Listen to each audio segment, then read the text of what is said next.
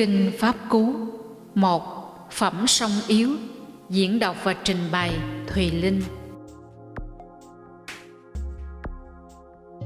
Ý dẫn đầu các pháp, ý làm chủ ý tạo. Nếu với ý vô nhiễm, nói lên hay hành động, khổ não bước theo sau, như xe chân vật kéo. Ý dẫn đầu các pháp, ý làm chủ ý tạo.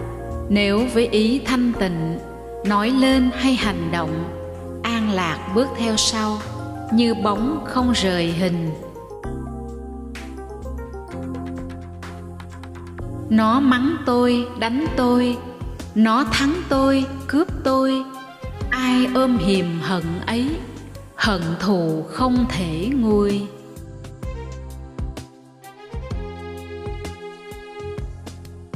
Nó mắng tôi, đánh tôi, nó thắng tôi, cướp tôi. Không ôm hiềm hận ấy, hận thù được tự nguôi.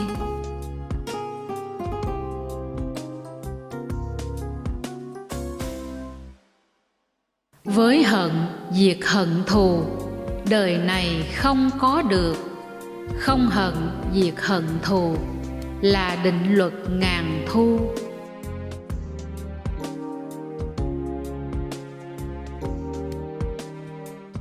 Và người khác không biết, chúng ta đây bị hại. Chỗ ấy ai hiểu được, tranh luận được lắng êm.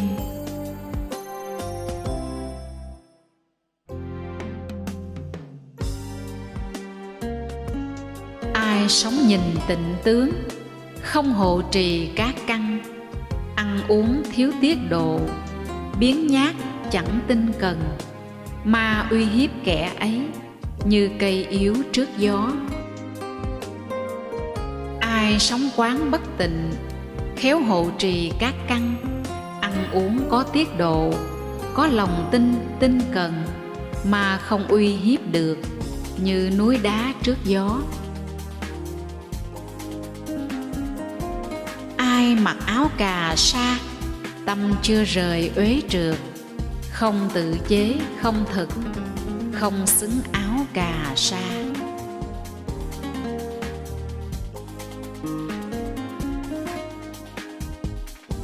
Ai rời bỏ uế trượt, giới luật khéo nghiêm trì, tự chế sống chân thực, thật xứng áo cà sa.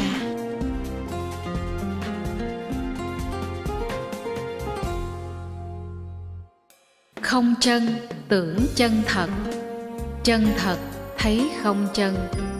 Chúng không đạt chân thật, do tà tư tà hạnh.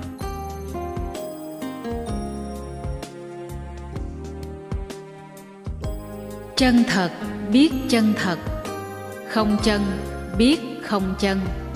Chúng đạt được chân thật, do chánh tư chánh hạnh.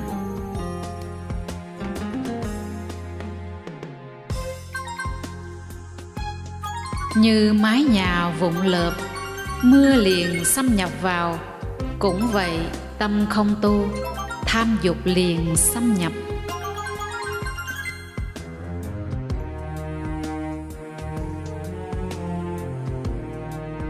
Như ngôi nhà khéo lợp, mưa không xâm nhập vào. Cũng vậy tâm khéo tu, tham dục không xâm nhập.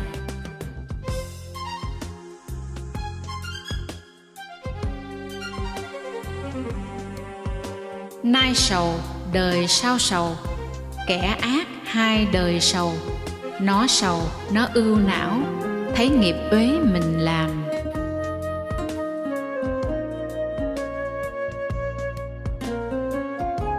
Nay vui, đời sau vui, làm phước hai đời vui. Nó vui, nó an vui, thấy nghiệp tịnh mình làm.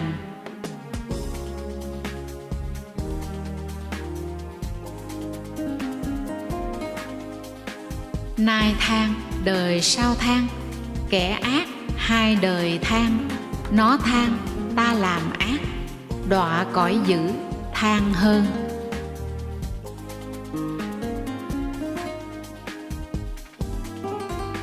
nay sướng, đời sau sướng, làm phước hai đời sướng. Nó sướng, ta làm thiện, sanh cõi lành sướng hơn.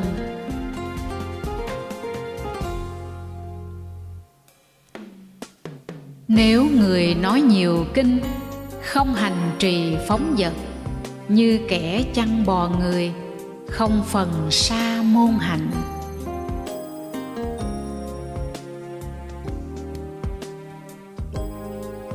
Dầu nói ít kinh điển, nhưng hành pháp tùy pháp, từ bỏ tham sân si, tỉnh giác tâm giải thoát, không chấp thủ hai đời, dự phần sa môn hạnh.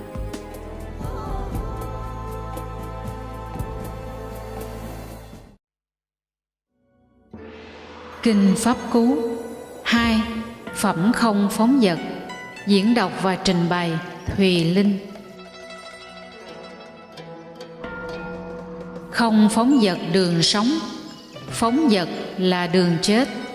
Không phóng dật không chết, phóng dật như chết rồi.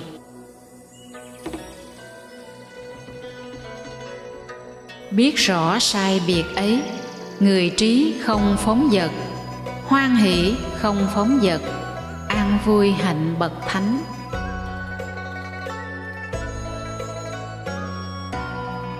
Người hằng tu thiền định, thường kiên trì tinh tấn, bậc trí hưởng niết bàn, đạt an tịnh vô thượng.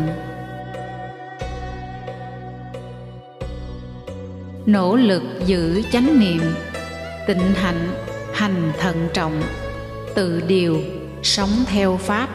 Ai sống không phóng dật, tiếng lành Ngài tăng trưởng. Nỗ lực không phóng dật, tự điều, khéo chế ngự, bậc trí xây hòn đảo, nước lục khó ngập tràn.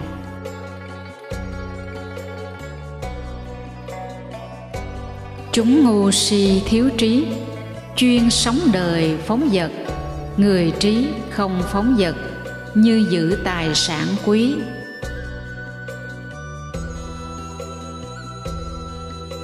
Chớ sống đời phóng dật, chớ mê say dục lạc, không phóng dật thiền định, đạt được an lạc lớn.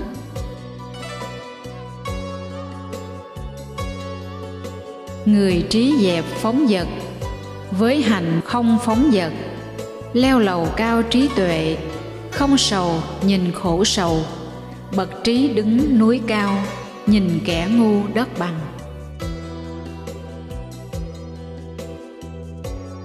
Tinh cần giữa phóng dật, tỉnh thức giữa quần mê, người trí như ngựa phi, bỏ sau con ngựa hèn.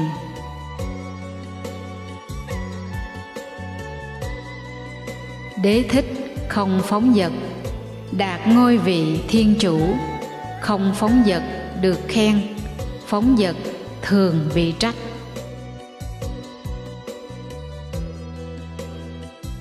Vui thích không phóng dật, tỷ kheo sợ phóng dật, bước tới như lửa hừng, thiêu kiết sử lớn nhỏ.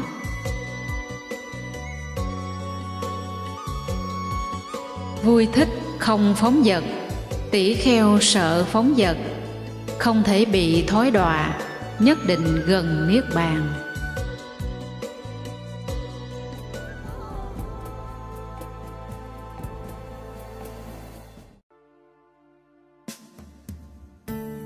Kinh Pháp Cú 3. Phẩm tâm. Diễn đọc và trình bày Thùy Linh. Tâm hoảng hốt dao động, khó hộ trì khó nhiếp, người trí làm tâm thẳng, như thợ tên làm tên.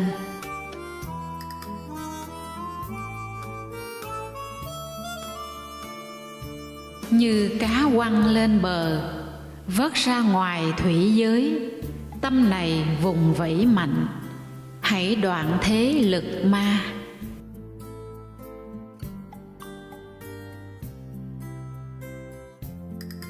Khó nắm giữ khinh động, theo các dục quay cuồng, Lành thay điều phục tâm, tâm điều an lạc đến.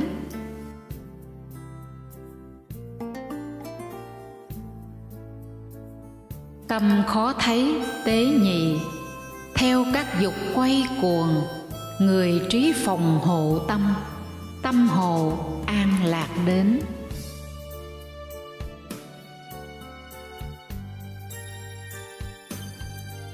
Chạy xa sống một mình, không thân ẩn hang sâu, ai điều phục được tâm, thoát khỏi ma trói buộc.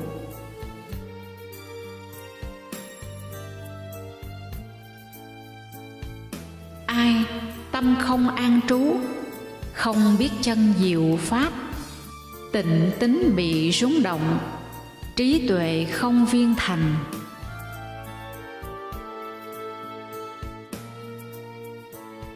Tâm không đầy tràn dục, tâm không hận công phá, đoạn tuyệt mọi thiện ác, kẻ tỉnh không sợ hãi.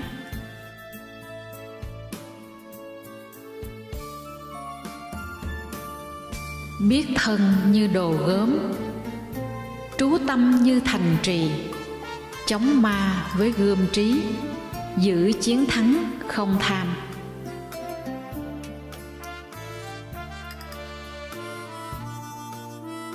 Không bao lâu thân này sẽ nằm dài trên đất, bị vứt bỏ vô thức, như khúc cây vô dụng.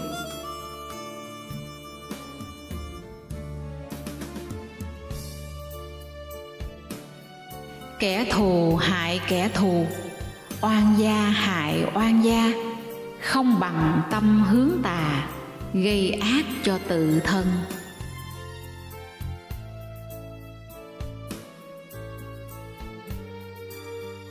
Điều mẹ cha bà con không có thể làm được, tâm hướng chánh làm được tốt đẹp hơn, do tà tư tà hạnh.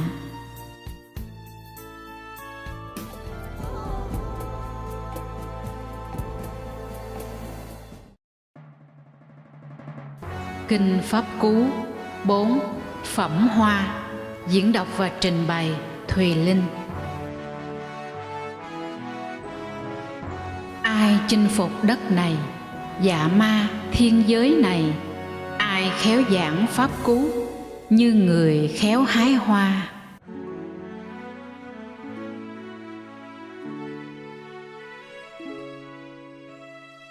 Hữu học chinh phục đất, dạ ma thiên giới này, hữu học giảng Pháp Cú, như người khéo hái hoa.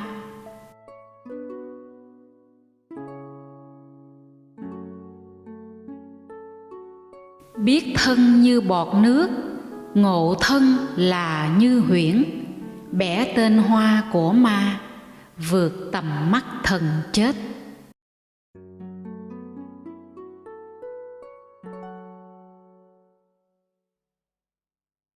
Người nhặt các loại hoa, ý đắm say tham nhiễm, bị thần chết mang đi, như lục trôi làng ngủ.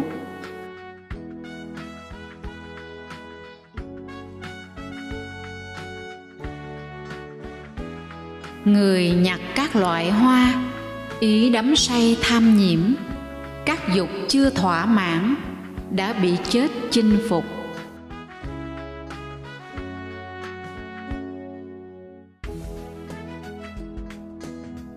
Như ông đến với hoa, không hại sắc và hương, che chở hoa lấy nhụy, bậc thánh đi vào làng.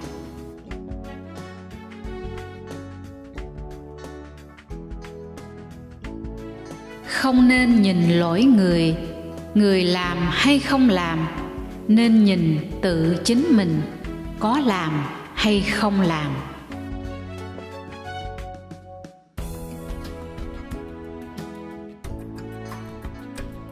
Như bông hoa tươi đẹp, có sắc nhưng không hương, cũng vậy lời khéo nói, không làm không kết quả.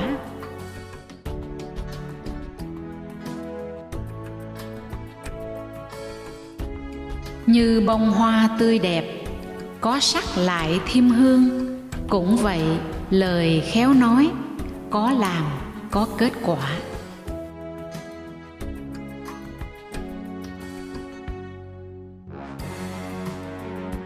Như từ một đống hoa, nhiều tràng hoa được làm. Cũng vậy, thân sanh tử, phải làm nhiều việc lành. Hương các loại hoa thơm, không ngược bay chiều gió. Nhưng hương người đức hạnh, ngược gió khắp tung bay. Chỉ có bậc chân nhân, tỏa khắp mọi phương trời. Hoa chiên đàn Già La, hoa sen, hoa vũ quý. Giữa những hương hoa ấy, giới hương là vô thượng.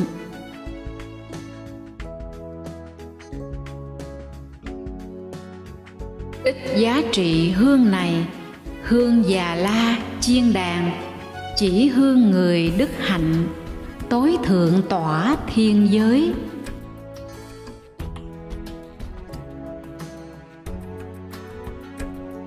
Nhưng ai có giới hạnh, an trú không phóng dật, chánh trí chân giải thoát, ác ma không thấy đường.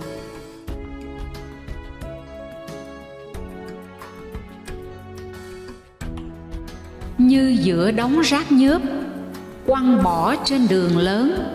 Chỗ ấy hoa sen nở, thơm sạch, đẹp ý người.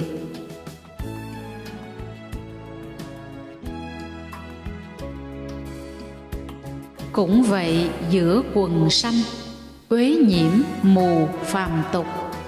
Đệ tử bậc chánh giác, sáng ngời với tuệ trí.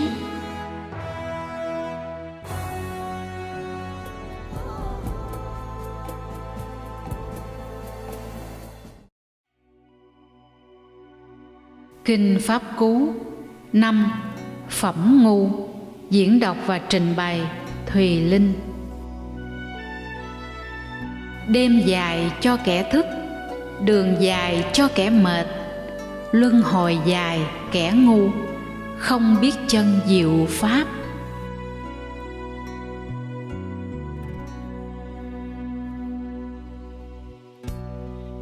Tìm không được bạn đường, hơn mình hay bằng mình. Thà quyết sống một mình, không bè bạn kẻ ngu.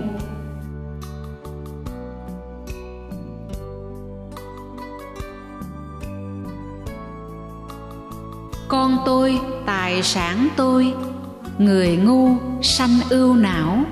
Tự ta không có, con đâu, tài sản đâu.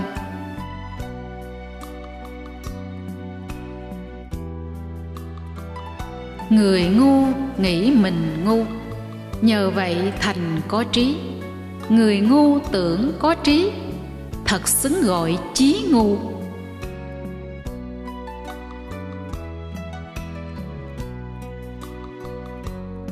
Người ngu giàu trọn đời, thân cận người có trí. Không biết được chánh pháp, như muỗng với vị canh.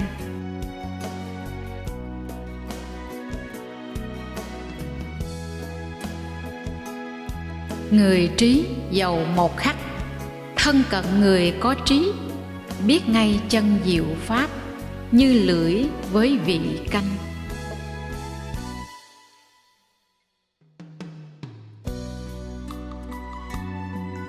Người ngu si thiếu trí, tự ngã thành kẻ thù. Làm các nghiệp không thiện, phải chịu quả đắng cay.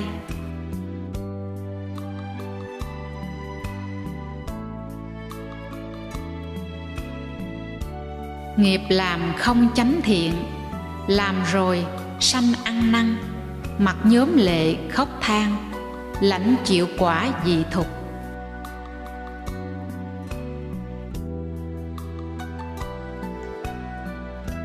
Và nghiệp làm chánh thiện, làm rồi không ăn năn. Hoan hỷ ý đẹp lòng, hưởng thọ quả dị thục.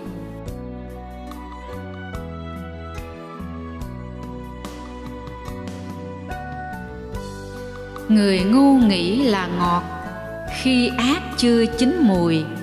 Ác nghiệp chín mùi rồi, người ngu chịu khổ đau.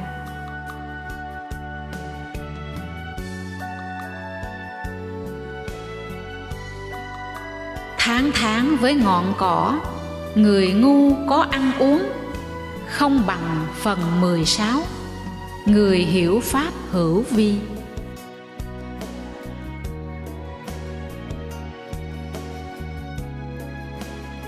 Nghiệp ác đã được làm, như sữa không đông ngay, cháy ngầm theo kẻ ngu, như lửa tro che đậy.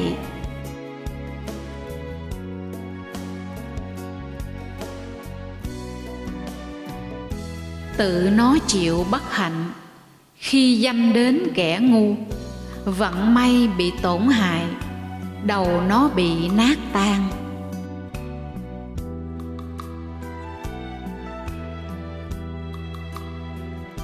Ưa danh không tương xứng, muốn ngồi trước tỷ kheo. Ưa quyền tại tịnh xá, muốn mọi người lễ kính.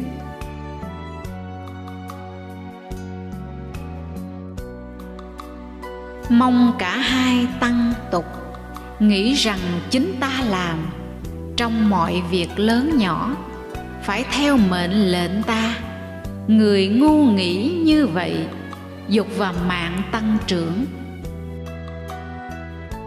Khác thay duyên thế lợi, khác thay đường niết bàn. Tỷ kheo đệ tử Phật, hãy như vậy thắng tri. Chớ ưa thích cung kính, hãy tu hạnh viễn ly.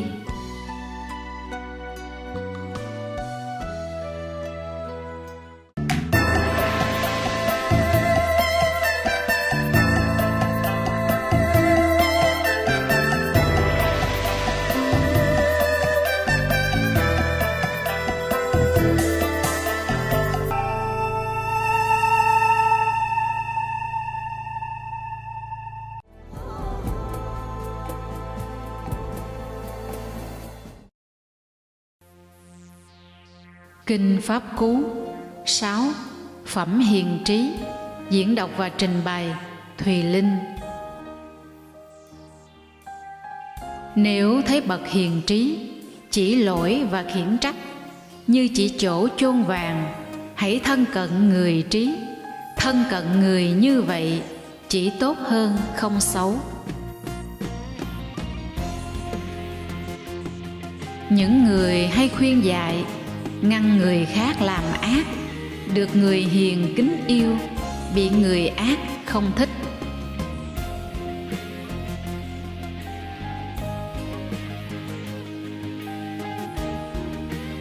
Chớ thân với bạn ác, chớ thân kẻ tiểu nhân. Hãy thân người bạn lành, hãy thân bậc thượng nhân.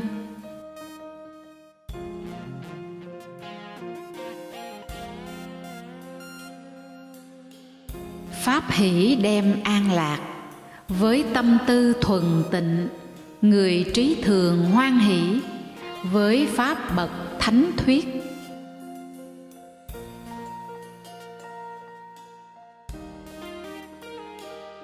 Người trị thủy dẫn nước, kẻ làm tên nắng tên. Người thợ mộc uống gỗ, bậc trí nhiếp tự thân.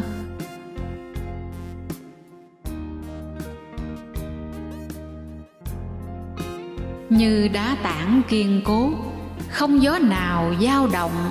Cũng vậy giữa khen chê, người trí không dao động.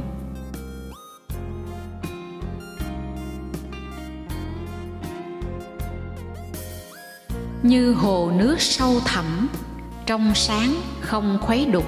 Cũng vậy nghe chánh pháp, người trí hưởng tịnh lạc.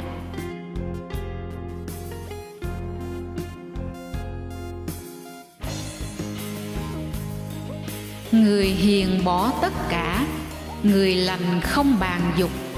Dầu cảm thọ lạc khổ, bậc trí không vui buồn.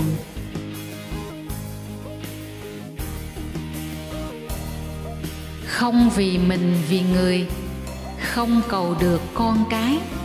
không tài sản quốc độ, không cầu mình thành tựu. Với việc làm phi pháp, vị ấy thật trì giới, có trí tuệ đúng pháp. Ít người giữa nhân loại đến được bờ bên kia, còn số người còn lại xuôi ngược chạy bờ này.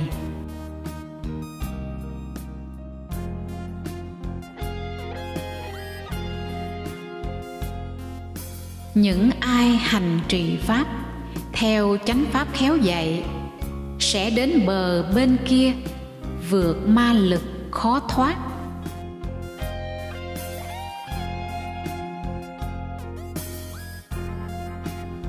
Kẻ trí bỏ pháp đen, tu tập theo pháp trắng, bỏ nhà sống không nhà, sống viễn ly khổ lạc.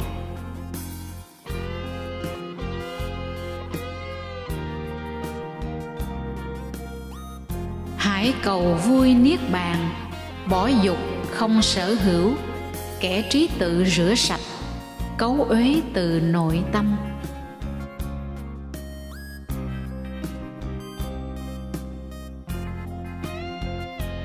Những ai với chánh tâm khéo tu tập giác chi, từ bỏ mọi ái nhiễm, hoan hỷ không chấp thủ, không lậu hoặc sáng chói, sống tịch tịnh ở đời.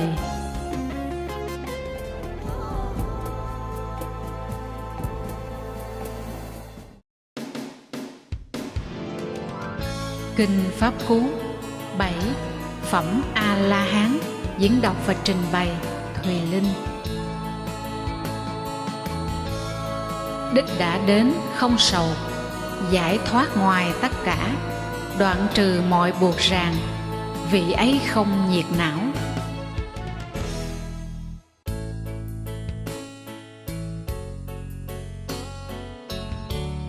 Tự sách tấn chánh niệm, không thích cư xá nào, như ngỗng trời rời ao, bỏ sau mọi trú ẩn.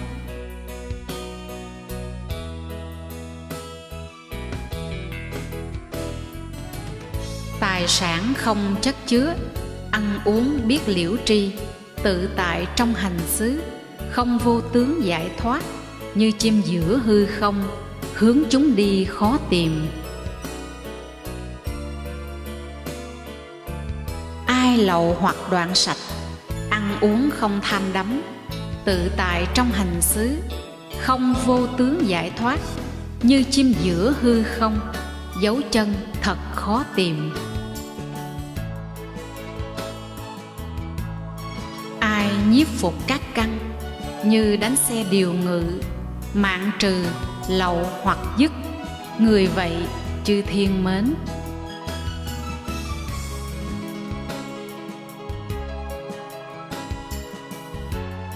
Như đất không hiềm hận, như cột trụ kiên trì, như hồ không bùng nhơ, không luân hồi vị ấy.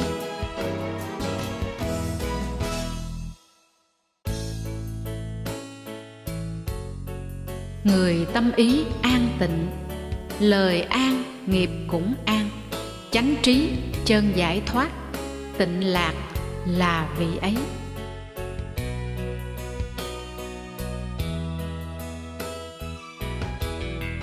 Không tin hiểu vô vi, người cắt mọi hệ lụy, cơ hội tận xả ly, vị ấy thật tối thượng.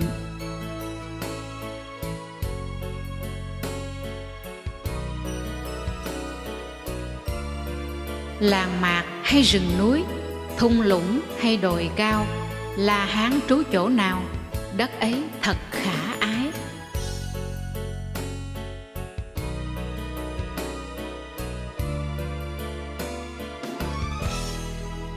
Khả ái thai núi rừng, chỗ người phàm không ưa, vị ly tham ưa thích, vì không tìm dục lạc.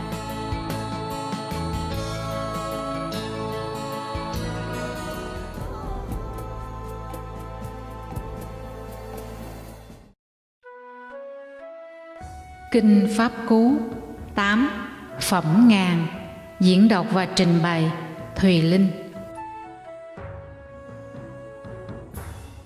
Dầu nói 1000 lời, nhưng không gì lợi ích, tốt hơn một câu nghĩa, nghe xong được tịnh lạc.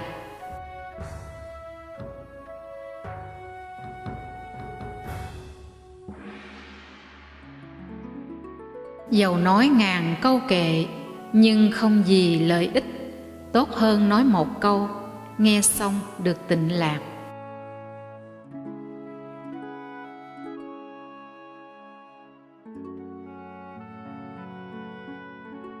Dầu nói 100 câu kệ, nhưng không gì lợi ích, tốt hơn một câu pháp, nghe xong được tịnh lạc.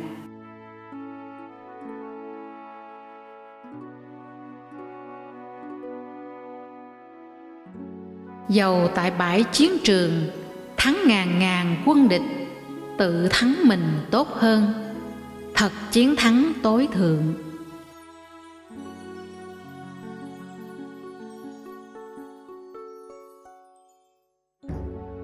Tự thắng tốt đẹp hơn chiến thắng người khác. Người khéo điều phục mình, thường sống tự chế ngự.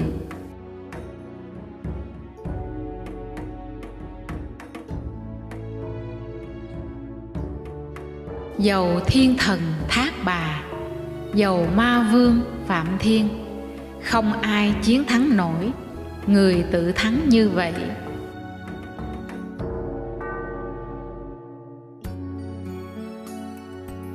Tháng bỏ ngàn vàng, tế tự cả 100 năm, chẳng bằng trong giây lát, cúng dường bậc tự tu. Cúng dường vậy tốt hơn 100 năm tế tự.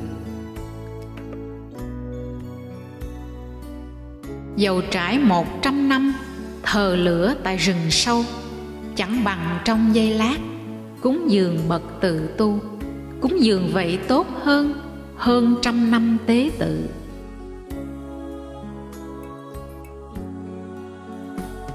Suốt năm cúng tế vật để cầu phước ở đời, không bằng 1/4 kính lễ bậc chánh trực.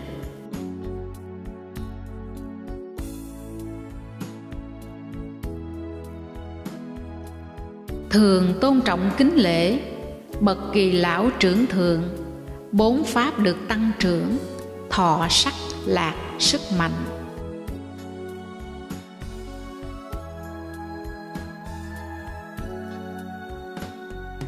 Dầu sống 100 năm, ác giới không thiền định, tốt hơn sống 1 ngày, trì giới tu thiền định.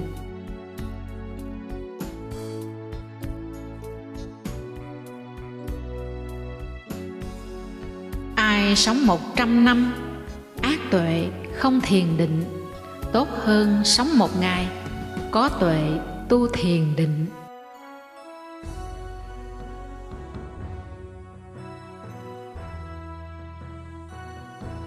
Ai sống 100 năm, lười nhác không tinh tấn, tốt hơn sống 1 ngày, tinh tấn tận sức mình.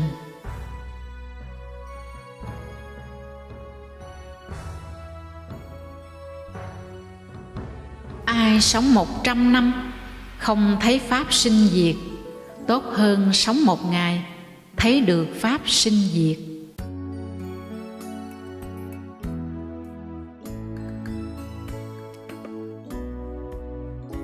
Ai sống 100 năm, không thấy câu bất tử, tốt hơn sống 1 ngày, thấy được câu bất tử.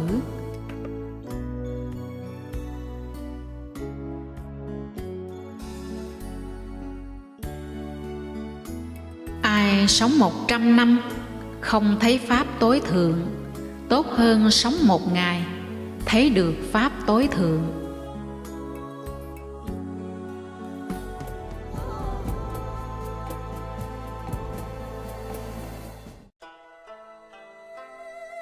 Kinh Pháp Cú 9 Phẩm Ác, diễn đọc và trình bày Thùy Linh.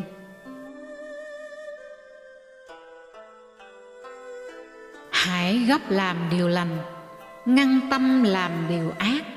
Ai chậm làm việc lành, ý ưa thích việc ác.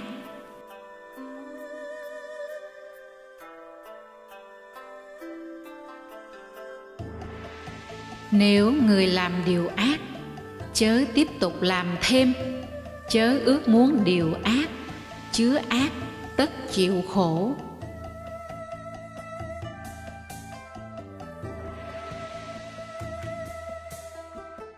Nếu người làm điều thiện, nên tiếp tục làm thêm, hãy ước muốn điều thiện, chứa thiện được an lạc.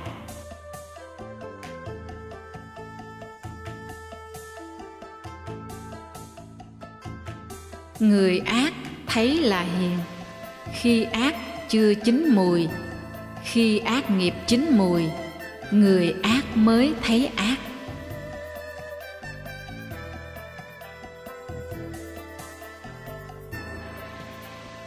Người hiền thấy là ác, khi thiện chưa chín mùi, khi thiện được chín mùi, người hiền thấy là thiện.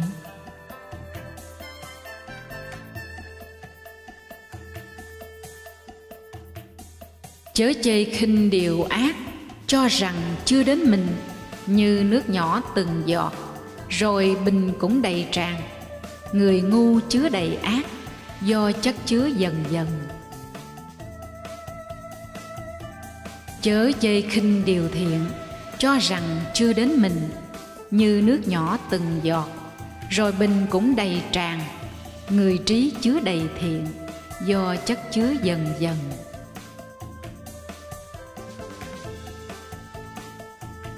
Ít bạn đường, nhiều tiền. Người buông tránh đường hiểm, muốn sống tránh thuốc độc, hãy tránh ác như vậy.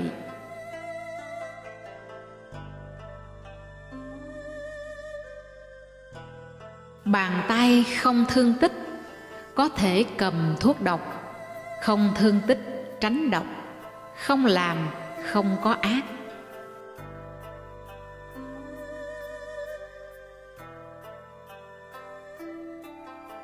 Hại người không ác tâm, người thanh tịnh không uế.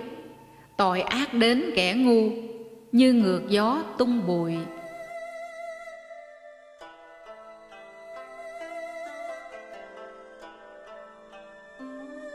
Một số sinh bào thai, kẻ ác sinh địa ngục. Người thiện lên cõi trời, vô lậu chứng niết bàn.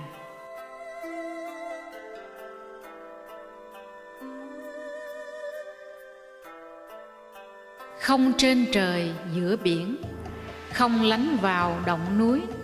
Không chỗ nào trên đời trốn được quả ác nghiệp.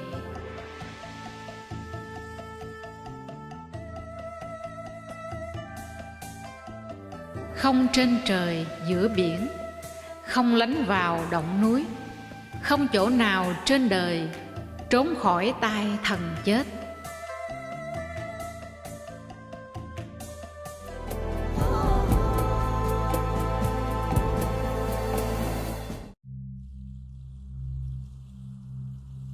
Kinh Pháp Cú 10. Phẩm hình phạt. Diễn đọc và trình bày Thùy Linh. Mọi người sợ hình phạt, mọi người sợ tử vong. Lấy mình làm ví dụ, không giết, không bảo giết.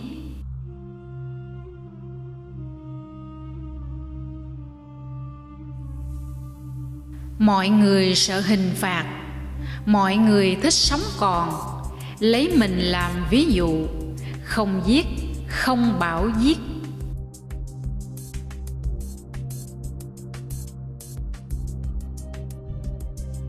Chúng sanh cầu an lạc, ai dùng trượng hại người, để tìm lạc cho mình, đời sau không được lạc.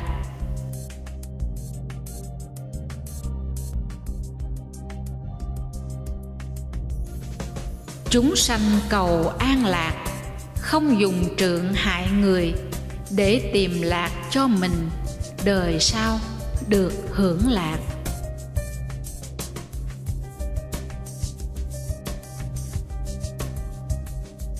Chớ nói lời ác độc, nói ác bị nói lại.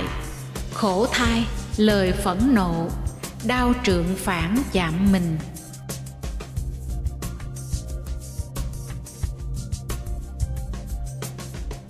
Nếu tự mình yên lặng như chiếc chuông bị bể, ngươi đã chứng niết bàn, ngươi không còn phẫn nộ.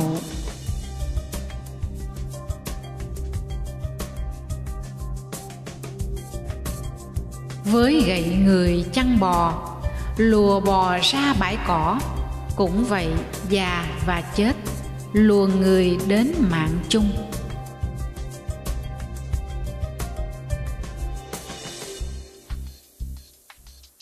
Người ngu làm điều ác, không ý thức việc làm, do tự nghiệp người ngu bị nung nấu như lửa.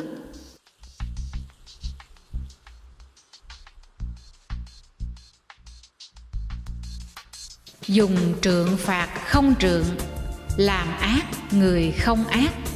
Trong 10 loại khổ đau, chịu gấp 1 loại khổ.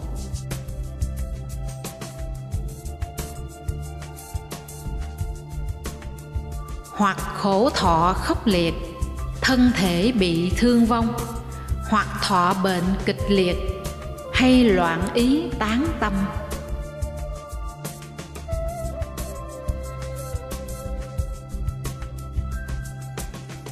Hoặc tai họa từ vua, hay bị vu trọng tội, bà con phải ly tán, tài sản bị nát tan.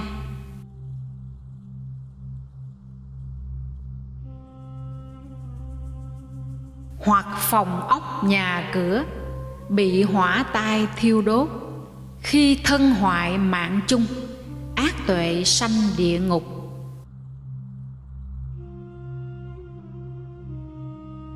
Không phải sống lõa thể, bệnh tóc tro trét mình, tuyệt thực lăn trên đất, sống nhớp siêng ngồi xổm, làm con người được sạch nếu không trừ nghi hoặc.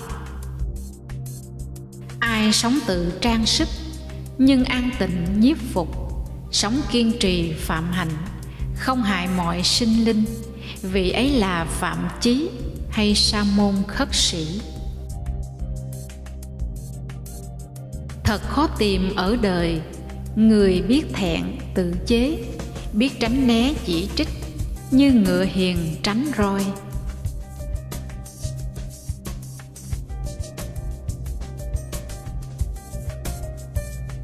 Như ngựa hiền chạm roi, hãy nhiệt tâm hăng hái, với tính giới tinh tấn, thiền định cùng trạch pháp, minh hạnh đủ chánh niệm, đoạn khổ này vô lượng. Người trị thủy dẫn nước, kẻ làm tên nắng tên, người thợ mộc uốn ván, bậc tự điều điều thân.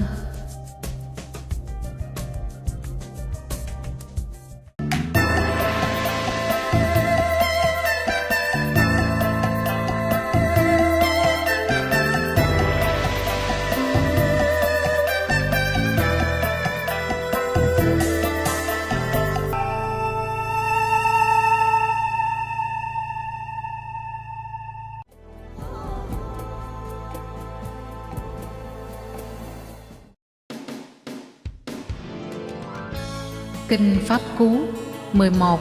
Phẩm già. Diễn đọc và trình bày Thùy Linh. Cười gì, hân hoan gì, khi đời mãi bị thiêu, bị tối tăm bao trùm, sao không tìm ngọn đèn?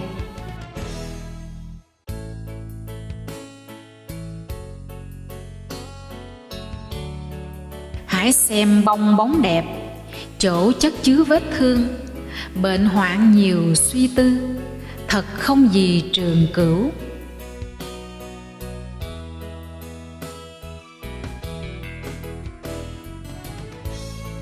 Sắc này bị suy già, ổ tật bệnh mỏng manh, nhóm bất tịnh đổ vỡ, chết chấm dứt mạng sống.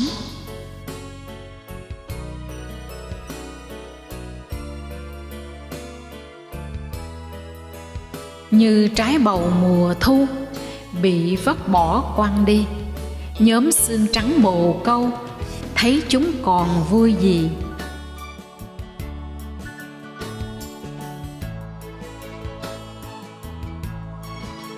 Thành này làm bằng xương, quét tô bằng thịt máu. Ở đây già và chết, mạng lừa đảo chất chứa.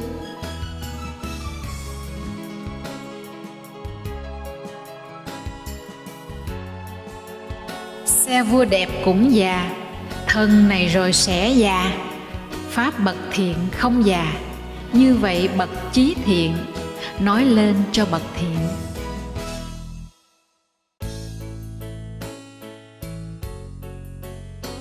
Người ít nghe kém học, lớn già như trâu đực. Thịt nó tuy lớn lên, nhưng tuệ không tăng trưởng.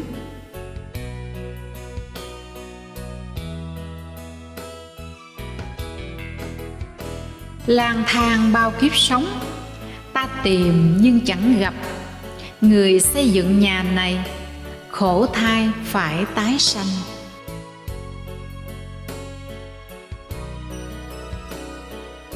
Ôi người làm nhà kia, nay ta đã thấy ngươi. Ngươi không làm nhà nữa, đòn tay ngươi bị gãy, kèo cột ngươi bị tan. Tâm ta đạt tịch diệt, tham ái thảy tiêu vong. Lúc trẻ không phạm hạnh, không tìm kiếm bạc tiền. Như cò già bên ao, ủ rũ không tôm cá.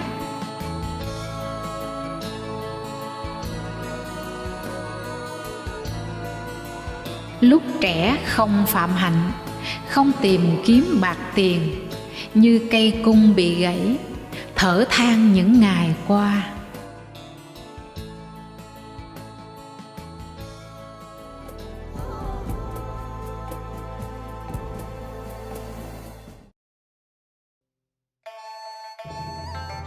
Kinh Pháp Cú 12 Phẩm Tự Ngã. Diễn đọc và trình bày Thùy Linh. Nếu biết yêu tự ngã, phải khéo bảo vệ mình. Người trí trong ba canh, phải luôn luôn tỉnh thức.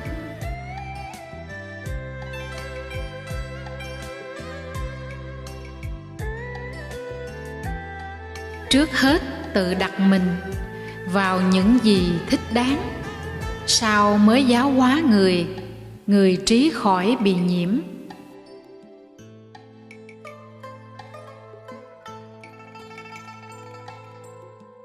Hãy tự làm cho mình như điều mình dạy người, khéo tự điều người, khó thai tự điều phục.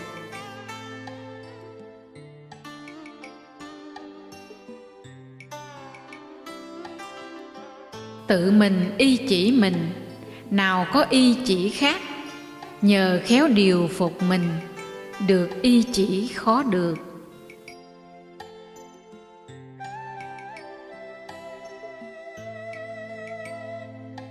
Điều ác tự mình làm, tự mình sanh mình tạo. Nghiền nát kẻ ngu si, như kim cương ngọc báu.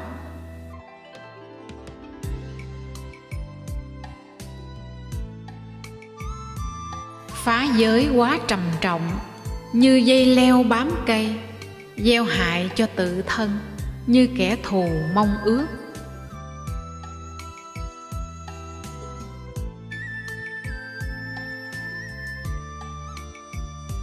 Dễ làm các điều ác, dễ làm tự hại mình. Còn việc lành, việc tốt, thật tối thượng khó làm.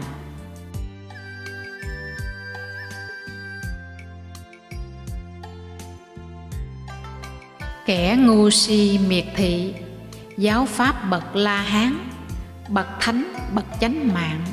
Chính do ác kiến này, như quả loại cây lao, mang quả tự hoại diệt. Tự mình làm điều ác, tự mình làm nhiễm ô. Tự mình không làm ác, tự mình làm thanh tịnh.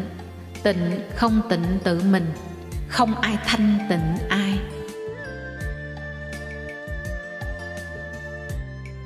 Chớ theo pháp hạ liệt, chớ sống mặt buông lung. Chớ tin theo tà kiến, chớ tăng trưởng tục trần.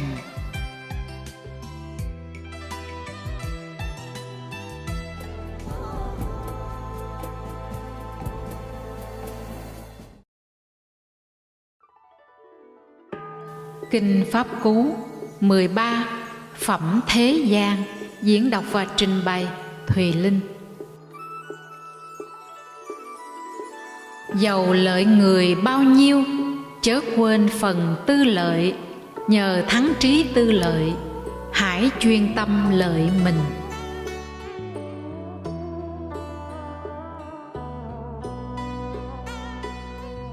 Nỗ lực chớ phóng dật, hãy sống theo chánh hạnh. Người chánh hạnh hưởng lạc, cả đời này đời sau.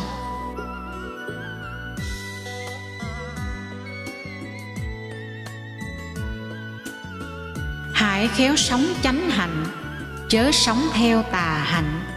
Người chánh hạnh hưởng lạc, cả đời này đời sau.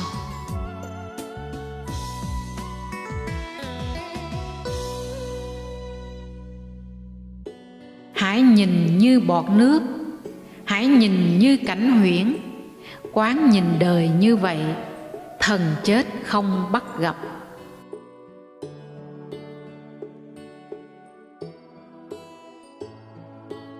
Hãy đến nhìn đời này như xe vua lộng lẫy. Người ngu mới tham đắm, kẻ trí nào đắm say.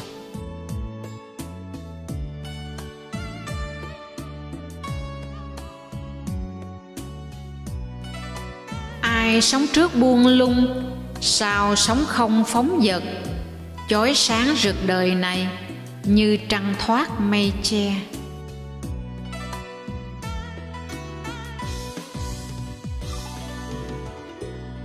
Ai dùng các hạnh lành làm xóa mờ nghiệp ác.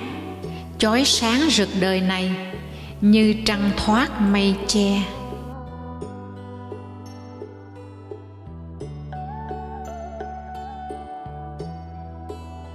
Đời này thật mù quáng, ít kẻ thấy rõ ràng. Như chim thoát khỏi lưới, rất ít đi thiên giới.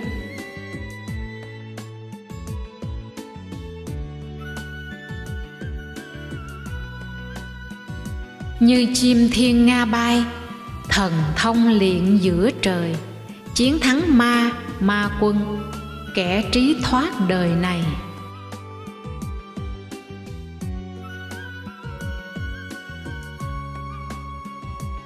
Ai vi phạm một pháp, ai nói lời vọng ngữ, ai bác bỏ đời sau, không ác nào không làm.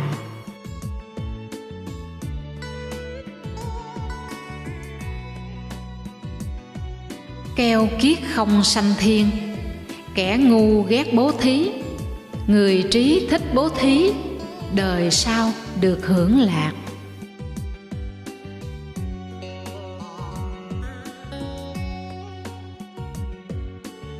Hơn thống lãnh cõi đất, hơn được sanh cõi trời, hơn chủ trì vũ trụ, quả dự lưu tối thắng.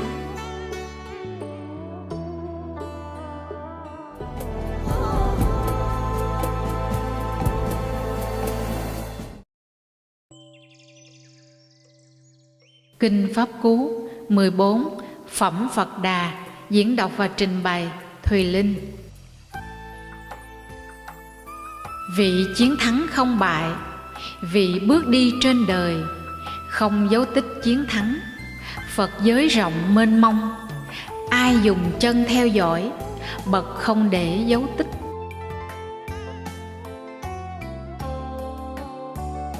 Ai giải tỏa lưới tham, ái phượt hết dắt dẫn. Phật giới rộng mênh mông, ai dùng chân theo dõi, bậc không để dấu tích.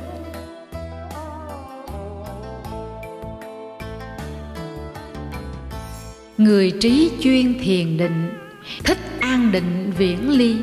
Chư thiên đều ái kính, bậc chánh giác chánh niệm.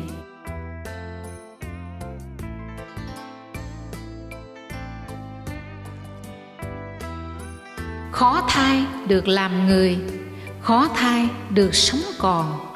Khó thai nghe diệu pháp, khó thai Phật ra đời.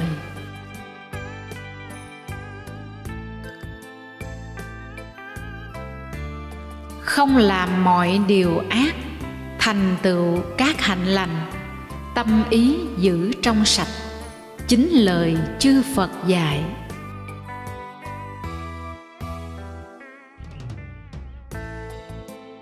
Chư Phật thường giảng dạy, nhẫn khổ hạnh tối thượng, niết bàn quả tối thượng, xuất gia không phá người, sa môn không hại người, không phỉ báng phá hoại, hộ trì giới căn bản, ăn uống có tiết độ, sàng tọa chỗ nhàn tịnh, chuyên chú tăng thượng tâm, chính lời chư Phật dạy. Dầu mưa bằng tiền vàng, các dục khó thỏa mãn, dục đắng nhiều ngọt ít, biết vậy là bậc trí.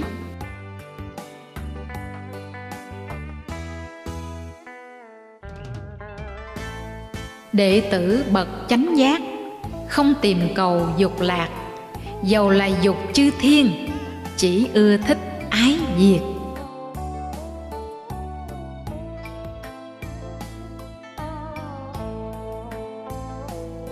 Loài người sợ hoảng hốt, tìm nhiều chỗ quy y, hoặc rừng rậm núi non, hoặc vườn cây đền tháp.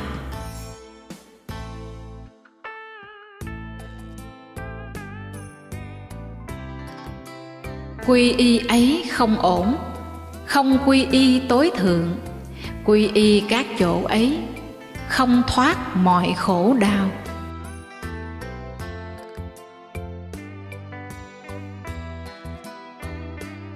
Ai quy y Đức Phật, chánh Pháp và chư Tăng, ai dùng chánh tri kiến, thấy được bốn thánh đế.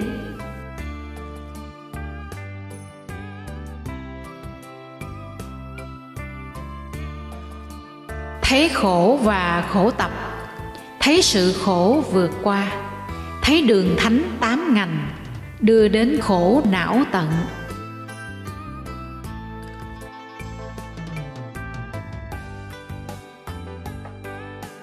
Thật quy y an ổn, thật quy y tối thượng, có quy y như vậy mới thoát mọi khổ đau.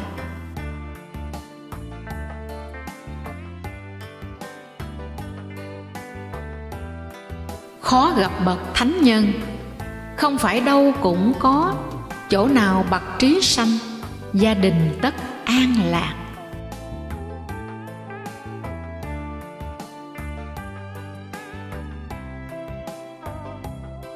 Vui thay Phật ra đời, vui thay Pháp được giảng, vui thay Tăng hòa hợp tu, vui thay.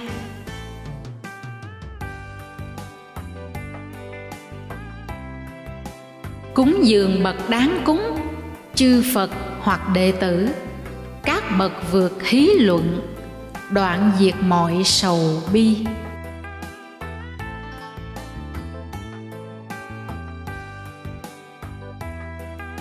Cúng dường bậc như vậy, tịch tịnh không sợ hãi, các công đức như vậy không ai ước lường được.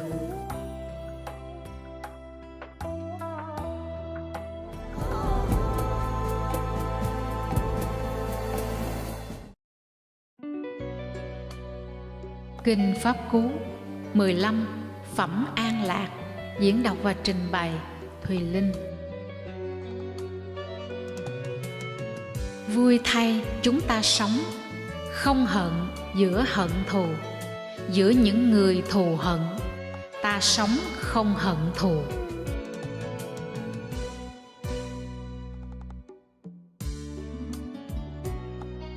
Vui thay chúng ta sống, không bệnh giữa ốm đau, giữa những người bệnh hoạn, ta sống không ốm đau.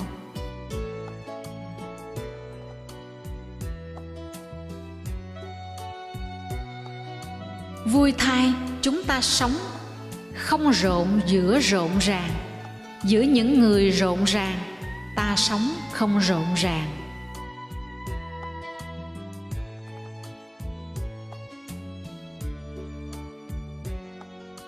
Vui thay chúng ta sống, không gì gọi của ta, ta sẽ hưởng hỷ lạc như chư thiên Quan Âm.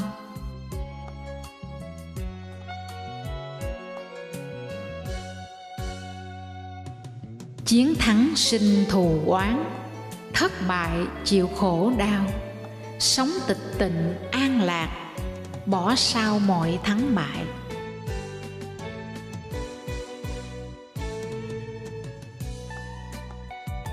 Lửa nào sánh lửa tham, ác nào bằng sân hận, khổ nào sánh khổ uẩn, lạc nào bằng tịnh lạc.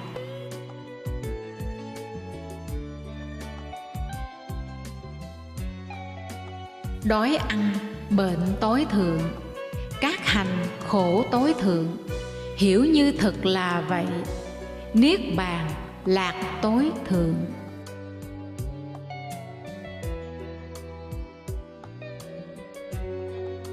Không bệnh, lợi tối thượng, biết đủ, tiền tối thượng, thành tín đối với nhau, là bà con tối thượng, niết bàn lạc tối thượng. Đã nếm vị độc cư, được hưởng vị nhàn tịnh, không sợ hãi, không ác, nếm được vị pháp hỷ.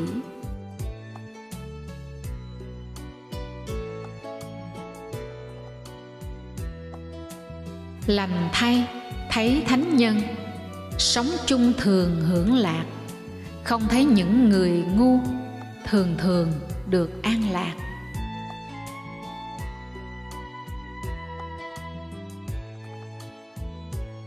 Sống chung với người ngu, lâu dài bị lo buồn, khổ thay gần người ngu, như thường sống kẻ thù, vui thay gần người trí, như chung sống bà con.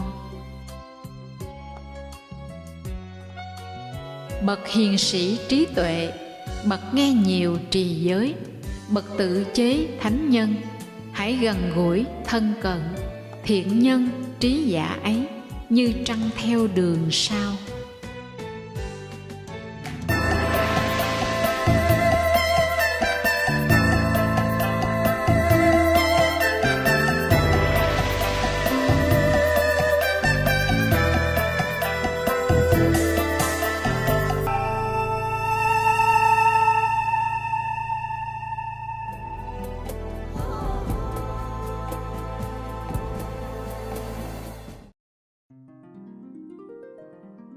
Kinh Pháp Cú 16, Phẩm Mỹ Ái, diễn đọc và trình bày Thùy Linh. Tự chuyên không đáng chuyên, không chuyên việc đáng chuyên, bỏ đích theo hỷ ái, ganh tị bậc tự chuyên.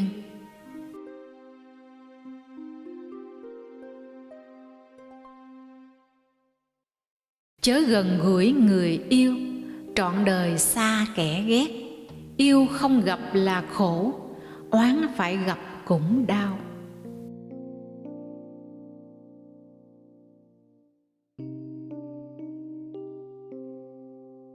Do vậy chớ yêu ai, ái biệt ly là ác, những ai không yêu ghét, không thể có buộc ràng.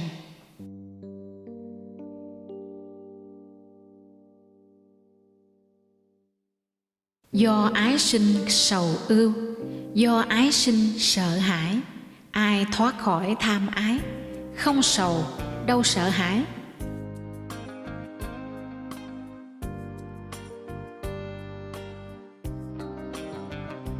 Ái luyến sinh sầu ưu, ái luyến sinh sợ hãi, ai giải thoát ái luyến, không sầu đâu sợ hãi.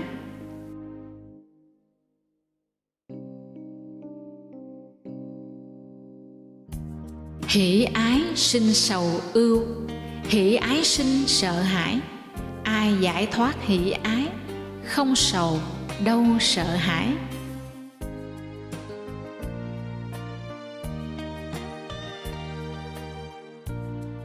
Dục ái sinh sầu ưu, dục ái sinh sợ hãi, ai thoát khỏi dục ái, không sầu đâu sợ hãi.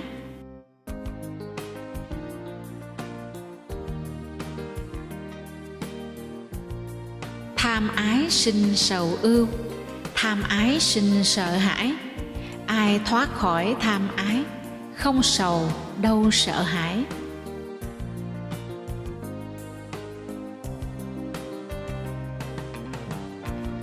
Đủ giới đức chánh kiến, trú pháp chứng chân lý, tự làm công việc mình, được quần chúng ái kính.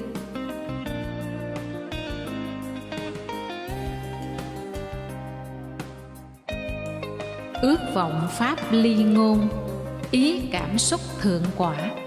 Tâm thoát ly ái dục, xứng gọi bậc thượng lưu.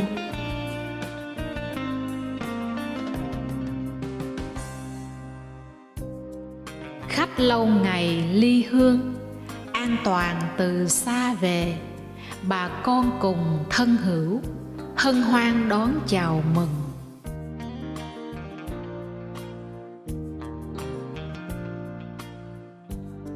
Cũng vậy các phước nghiệp, đón chào người làm lành, đời này đến đời kia, như thân nhân đón chào.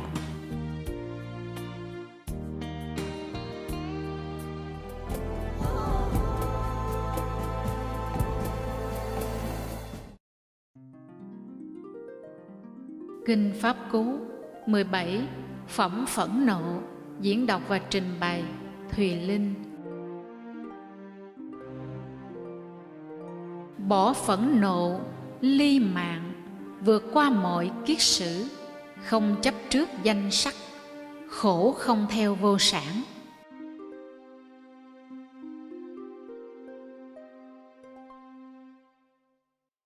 Ai chặn được phẫn nộ, như dừng xe đang lăn, ta gọi người đánh xe, kẻ khác cầm cương hờ.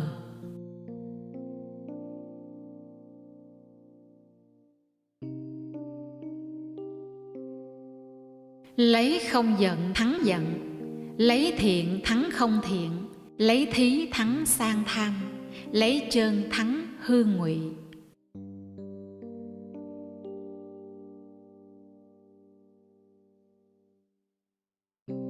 Nói thật không phẫn nộ, của ích thí người sinh. Nhờ ba việc lành này, người đến gần thiên giới.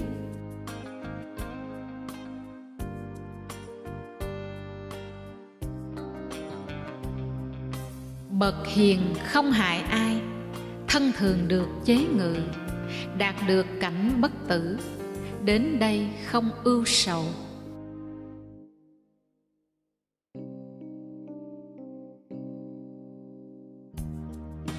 Những người thường giác tỉnh, ngày đêm siêng tu học, chuyên tâm hướng niết bàn, mọi lậu hoặc được tiêu.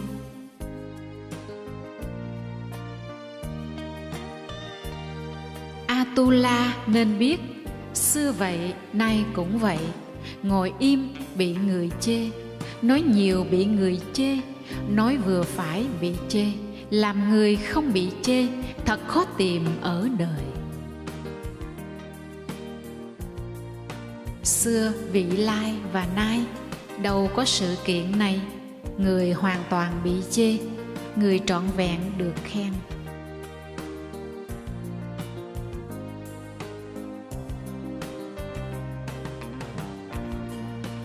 Sáng sáng thẩm xét kỹ, bậc có trí tán thán.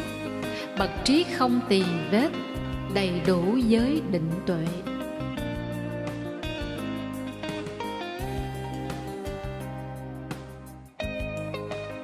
Hạnh sáng như vàng ròng, ai dám chê vị ấy.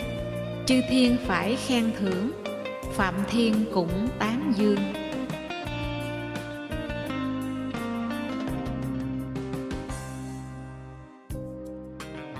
Giữ thân đừng phẫn nộ, phòng thân khéo bảo vệ. Từ bỏ thân làm ác, với thân làm hạnh lành.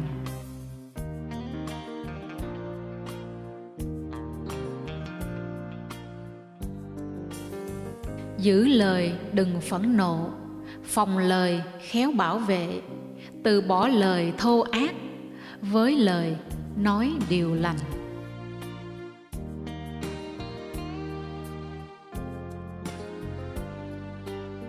Giữ ý đừng phẫn nộ, phòng ý khéo bảo vệ, từ bỏ ý nghĩ ác, với ý nghĩ hạnh lành.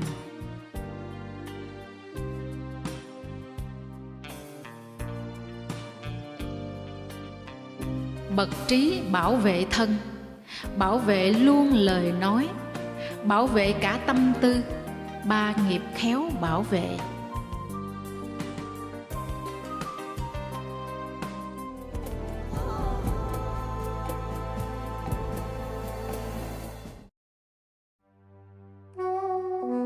Kinh Pháp Cú 18 Phẩm Cấu Uế. Diễn đọc và trình bày Thùy Linh. Người này giống lá héo, diêm sứ đang chờ ngươi. Ngươi đứng trước cửa chết, đường trường thiếu tư lương.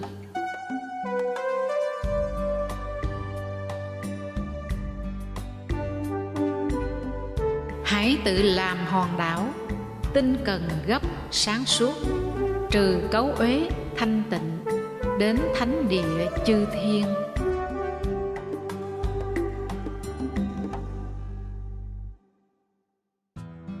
Đời ngươi nay sắp tàn, tiến gần đến Diêm Vương.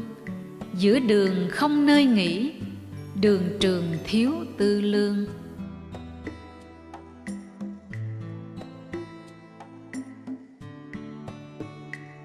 Hãy tự làm hòn đảo, tinh cần gấp sáng suốt, trừ cấu uế thanh tịnh, chẳng trở lại sanh già.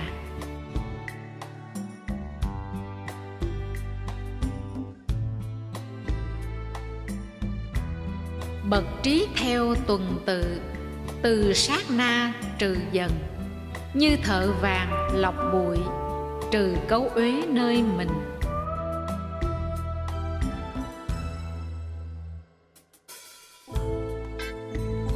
Như sét từ sắc sanh lại ăn sắc, cũng vậy quá lợi dưỡng, tự nghiệp dẫn cõi ác.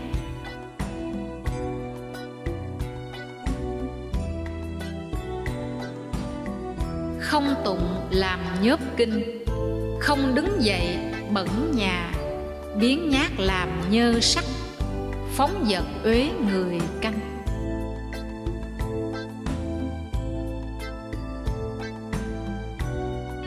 Tà hạnh nhơ đàn bà, sang tham nhớp kẻ thí, ác pháp là vết nhơ, đời này và đời sau.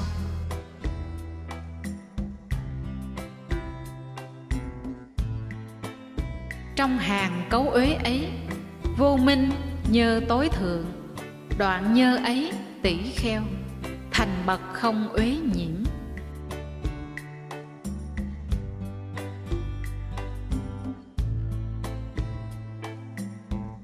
Dễ thai sống không hổ, sống lỗ mãn như quạ, sống công kích huênh hoang, sống liều lĩnh nhiễm ô.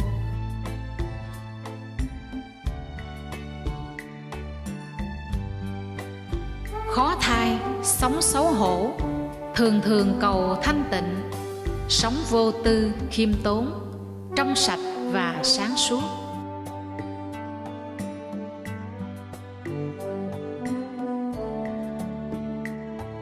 Ai ở đời sát sinh, nói láo không chân thật, ở đời lấy không cho, qua lại với vợ người.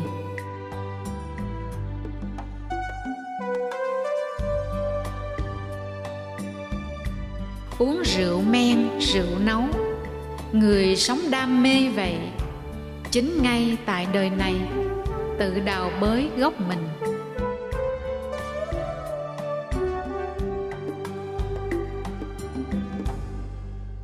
Vậy người hãy nên biết, không chế ngự là ác, chớ để tham phi pháp, làm người đau khổ dài.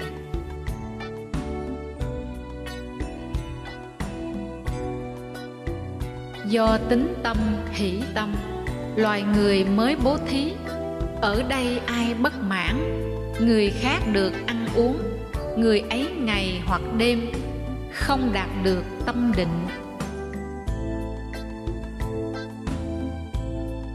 Ai cắt được, phá được, tận gốc nhổ tâm ấy, người ấy ngày hoặc đêm đạt được tâm thiền định.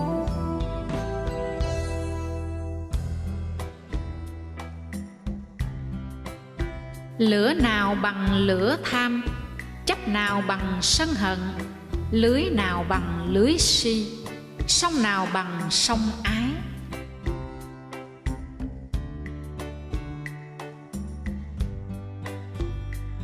Dễ thay thấy lỗi người, lỗi mình thấy mới khó. Lỗi người ta phanh tìm như sàn trấu trong gạo, còn lỗi mình che đậy như kẻ gian giấu bài.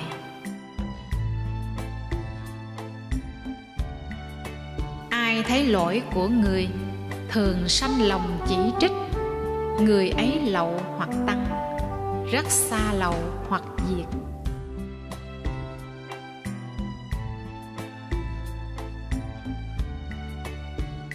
Hư không không dấu chân, ngoài đây không sa môn. Chúng sanh thích hí luận, Như Lai hí luận trừ.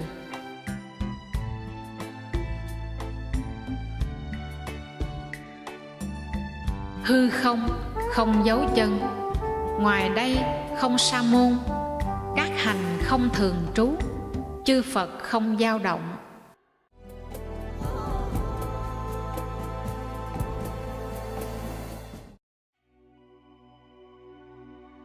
Kinh Pháp Cú 19, Phẩm Pháp Trụ, diễn đọc và trình bày Thùy Linh. Ngươi đâu phải pháp trụ, xử sự quá chuyên chế. Bậc trí cần phân biệt cả hai chánh và tà.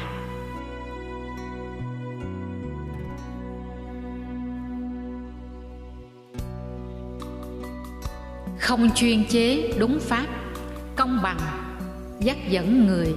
Bậc trí sống đúng pháp, thật xứng danh pháp trụ.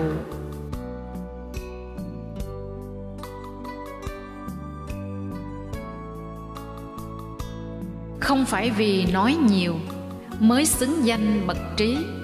An ổn không oán sợ, thật đáng gọi bậc trí.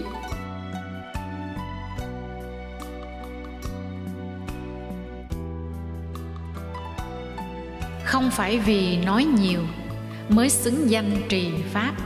Những ai tuy nghe ít nhưng thân hành đúng pháp, không phóng túng chánh pháp, mới xứng danh trì pháp.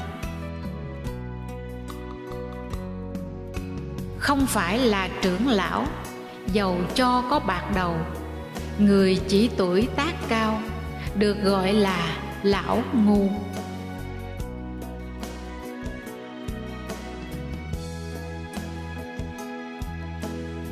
Ai chân thật đúng pháp, không hại biết chế phục, bậc trí không cấu uế, mới xứng danh trưởng lão.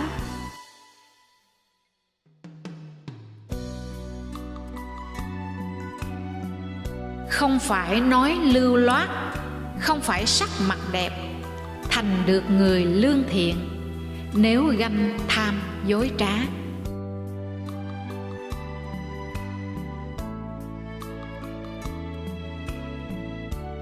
Ai cắt được, phá được, tận gốc nhổ tâm ấy, người trí ấy diệt sân, được gọi người hiền thiện.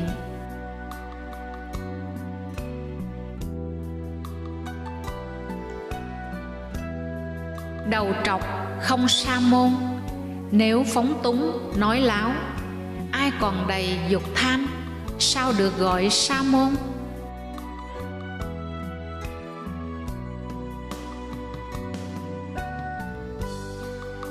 Ai lắng dịu hoàn toàn các điều ác lớn nhỏ, vì lắng dịu ác pháp, được gọi là sa môn.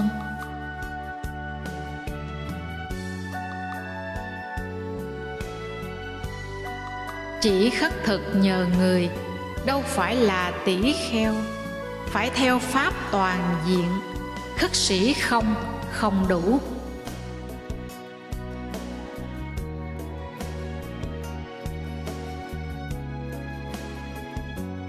Ai vượt qua thiện ác, chuyên sống đời phạm hạnh, sống thẩm sát ở đời, mới xứng danh tỷ kheo.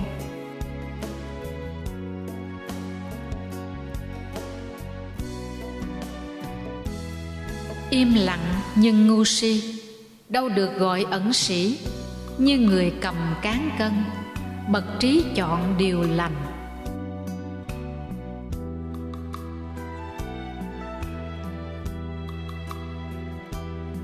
Từ bỏ các ác pháp mới thật là ẩn sĩ. Ai thật hiểu hai đời mới được gọi ẩn sĩ.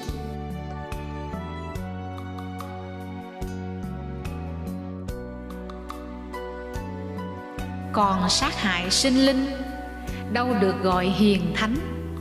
Không hại mọi hữu tình mới được gọi hiền thánh.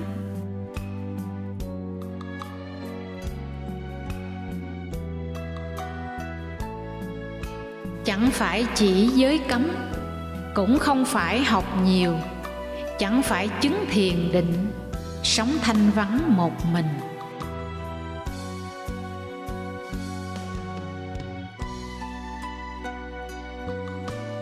Ta hưởng an ổn lạc, phàm phu chưa hưởng được. Tỷ kheo chớ tự tin, khi lậu hoặc chưa diệt.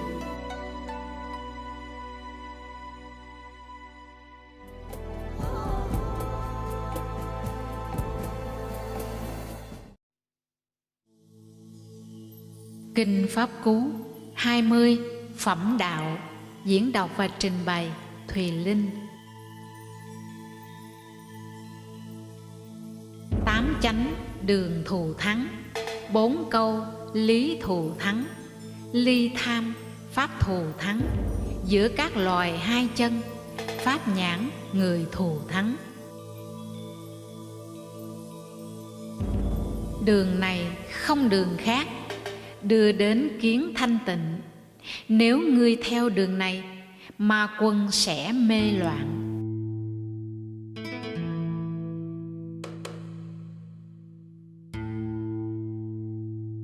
Nếu người theo đường này, đau khổ được đoạn tận. Ta dạy người con đường, với trí gai chướng diệt.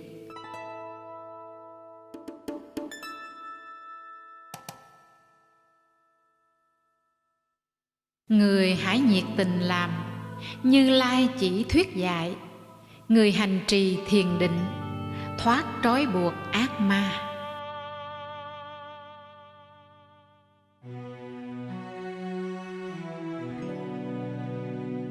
Tất cả hành vô thường, với tuệ quán thấy vậy. Đau khổ được nhàm chán, chính con đường thanh tịnh.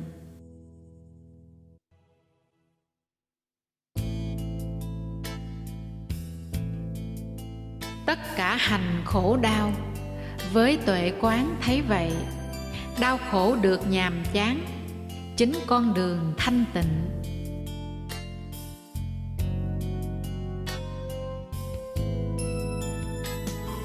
Tất cả pháp vô ngã, với tuệ quán thấy vậy. Đau khổ được nhàm chán, chính con đường thanh tịnh.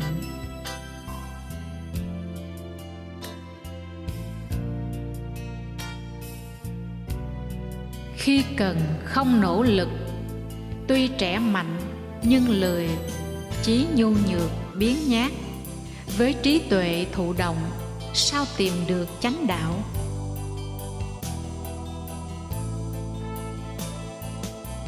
Lời nói được thận trọng, tâm tư khéo hộ phòng. Thân chớ làm điều ác, hãy giữ 3 nghiệp tịnh.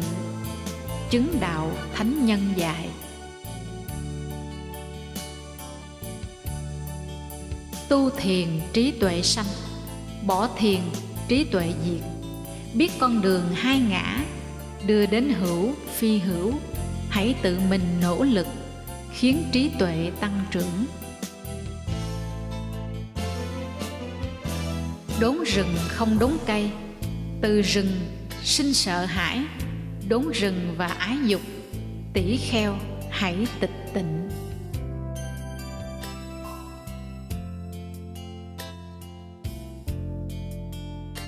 Khi nào chưa cắt tiệt, ái dục giữa gái trai, tâm ý vẫn buộc ràng, như bò con vú mẹ.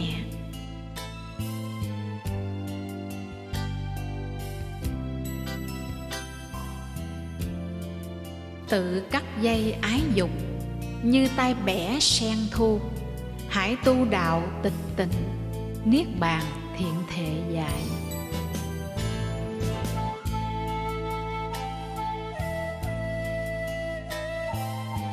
Mùa mưa ta ở đây, đông hạ cũng ở đây. Người ngu tâm tưởng vậy, không tự giác hiểm nguy.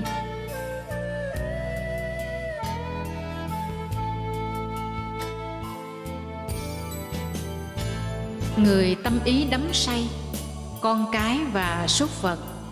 Tử thần bắt người ấy, như lục trôi làng ngủ.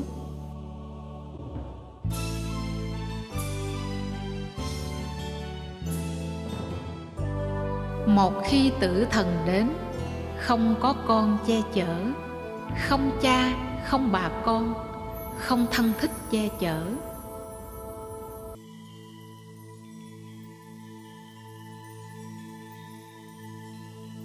Biết rõ ý nghĩa này, bậc trí lo trì giới, mau lẹ làm thanh tịnh, con đường đến niết bàn.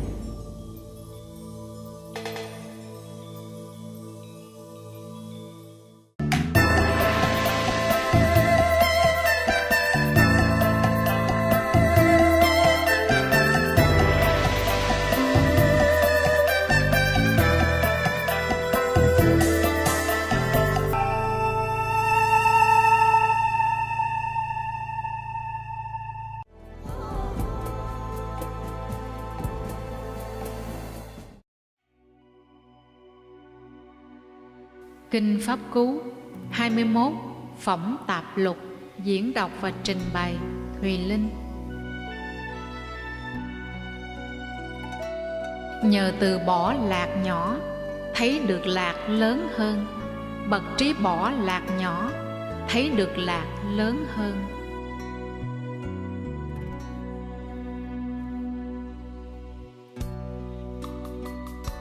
Gieo khổ đau cho người, mong cầu lạc cho mình. Bị hận thù buộc ràng, không sao thoát hận thù.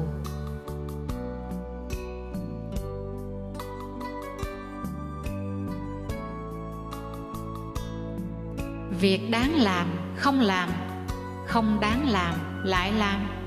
Người ngạo mạn phóng dật, lậu hoặc ắt tăng trưởng.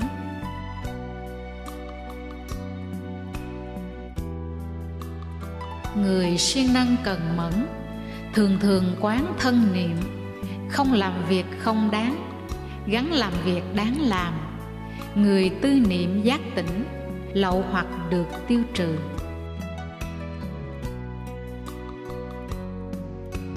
Sau khi giết mẹ cha, giết hai vua sát lỵ, giết vương quốc quần thần, vô ưu phạm chí sống.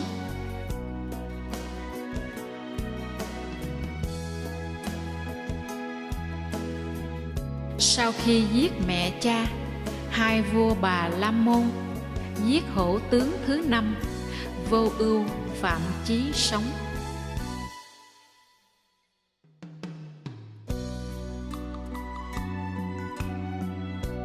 Đệ tử Gotama luôn luôn tự tỉnh giác, vô luận ngày hay đêm, tưởng Phật Đà thường niệm.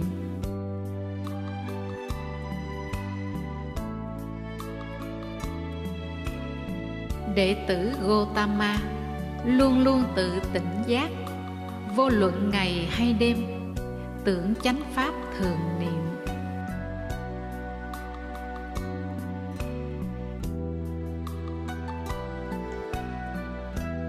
Đệ tử Gotama luôn luôn tự tỉnh giác, vô luận ngày hay đêm, tưởng tăng già thường niệm.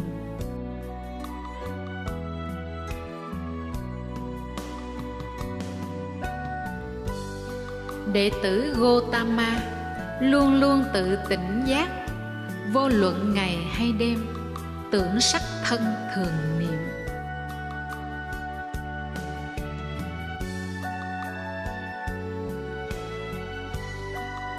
Đệ tử Gotama luôn luôn tự tỉnh giác, vô luận ngày hay đêm, ý vui niệm bất hại.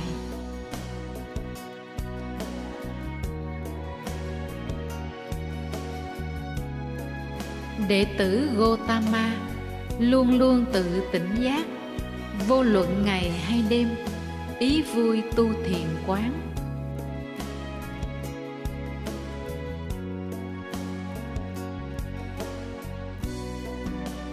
Vui hạnh xuất gia khó, tại gia sinh hoạt khó, sống bạn không đồng khổ, trôi lăn luân hồi khổ.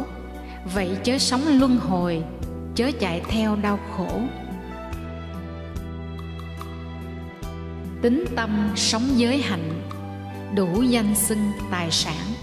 Chỗ nào người ấy đến, chỗ ấy được cung kính.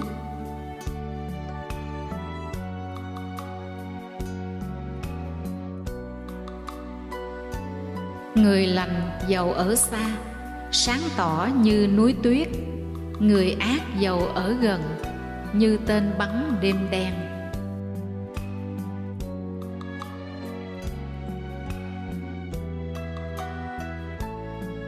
Ai ngồi nằm một mình, độc hành không buồn chán, tự điều phục một mình, sống thoải mái rừng sâu.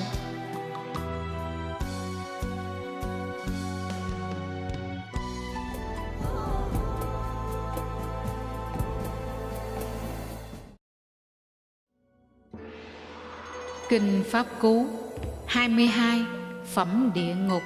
Diễn đọc và trình bày Thùy Linh. Nói láo đọa địa ngục, có làm nói không làm, cả hai chết đồng đẳng, làm người nghiệp hạ liệt.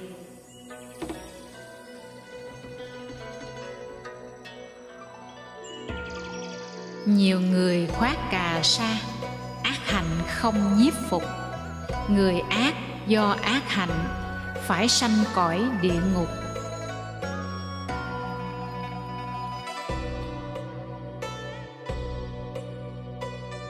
Tốt hơn nuốt hòn sắt, cháy đỏ như than hồng.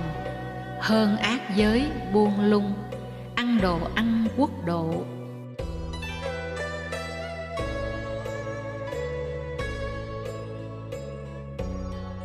Bốn nạn chờ đợi người, phóng dật theo vợ người. Mắc họa ngủ không yên, bị chê là thứ ba, đọa địa ngục thứ 4.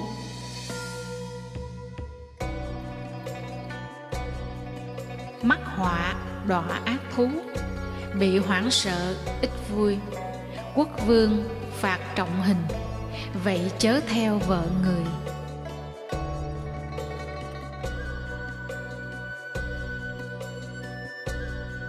Như cỏ sa vụn nấm, tất bị họa đứt tay. Hạnh sa môn tà vậy, tất bị đọa địa ngục.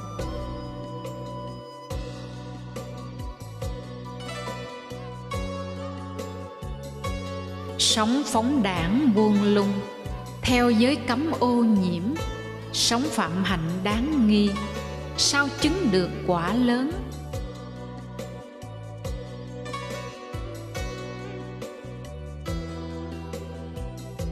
Cần phải làm nên làm cùng tận khả năng. Xuất gia sống phóng đảng, chỉ tăng loạn bụi đời.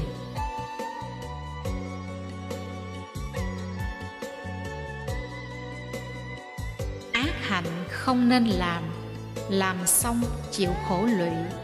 Thiện hạnh ắt nên làm xong không ăn năn.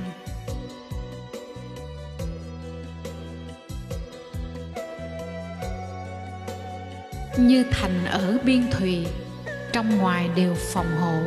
Cũng vậy phòng hộ mình, sát na chớ buông lung, giây phút qua sầu muộn khi rơi vào địa ngục.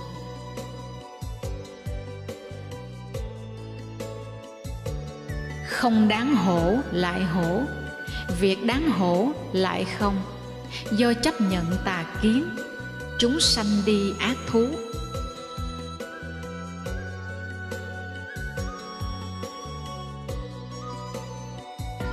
Không đáng sợ lại sợ, đáng sợ lại thấy không. Do chấp nhận tà kiến, chúng sanh đi ác thú.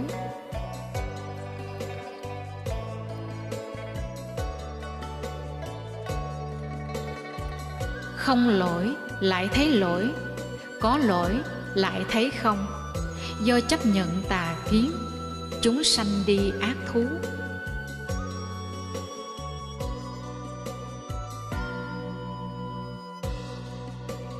Có lỗi biết có lỗi, không lỗi biết là không. Do chấp nhận chánh kiến, chúng sanh đi cõi lành.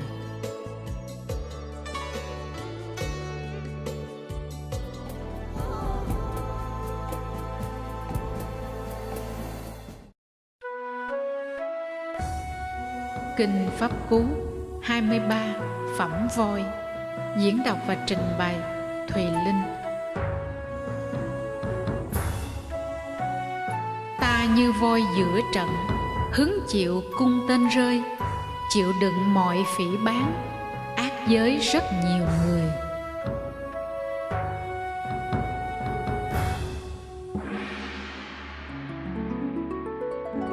Voi luyện đưa dự hội, ngựa luyện được vua cưỡi.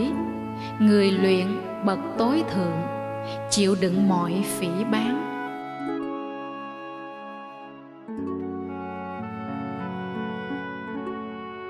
Tốt thay con La Thuần, thuần chủng loài ngựa sinh. Đại tượng voi có ngà, tự điều mới tối thượng.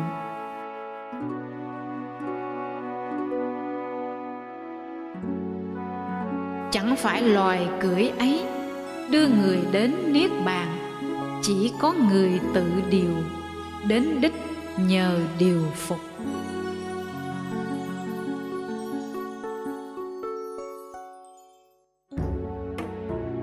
Con voi tên tài hộ, phát dục khó điều phục.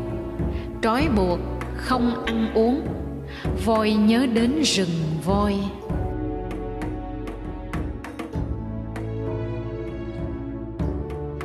Người ưa ngủ ăn lớn, nằm lăn lóc qua lại.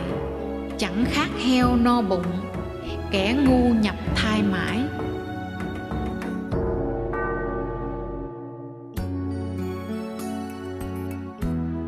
Trước tâm này buông lung, chạy theo ái dục lạc. Nay ta chánh chế ngự, như cầm móc điều voi.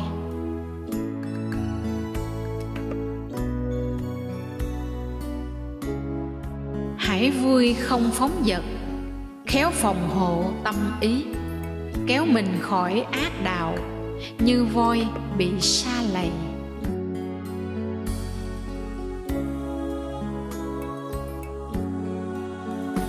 Nếu được bạn hiền trí, đáng sống chung hạnh lành.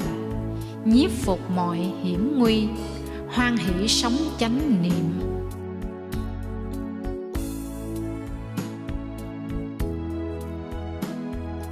Không gặp bạn hiền trí, đáng sống chung hạnh lành. Như vua bỏ nước bại, hãy sống riêng cô độc. Như voi sống rừng voi.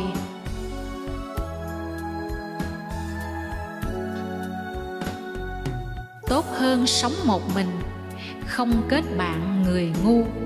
Độc thân không ác hạnh, sống vô tư vô lự. Như voi sống rừng voi.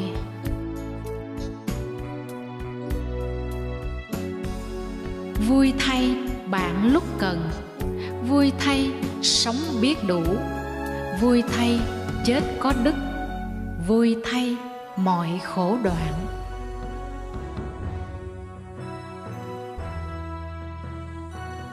Vui thay hiếu kính mẹ, vui thay hiếu kính cha, vui thay kính sa môn, vui thay kính hiền thánh.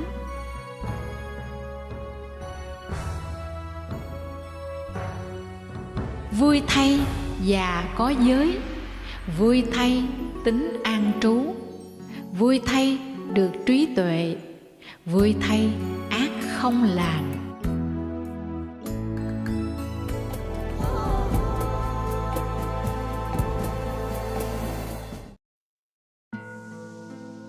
Kinh Pháp Cú 24 Phẩm Tham Ái. Diễn đọc và trình bày Thùy Linh. Người sống đời phóng dật, ái tăng như dây leo, nhảy đời này đời khác, như vượn tham quả rừng.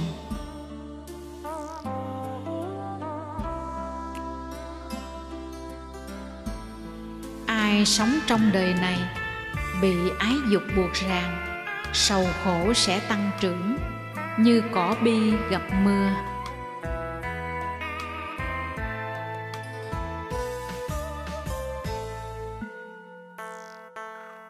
Ai sống trong đời này ái dục được hàng phục, sầu rơi khỏi người ấy, như giọt nước lá sen.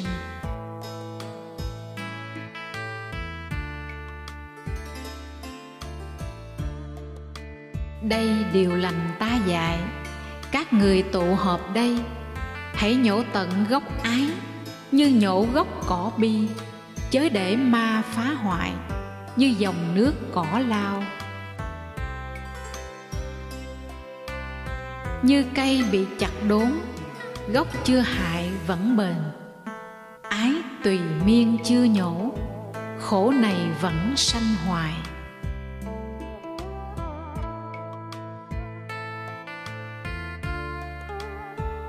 « 36 dòng ái, trôi người đốn khả ái, các tư tưởng tham ái, cuốn trôi người tà kiến.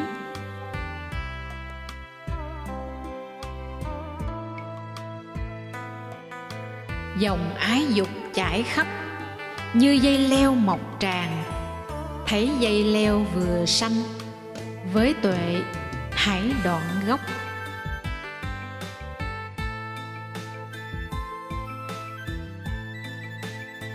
Người đời nhớ ái dục, ưa thích các hỷ lạc, tuy mong cầu an lạc, họ vẫn phải sanh già.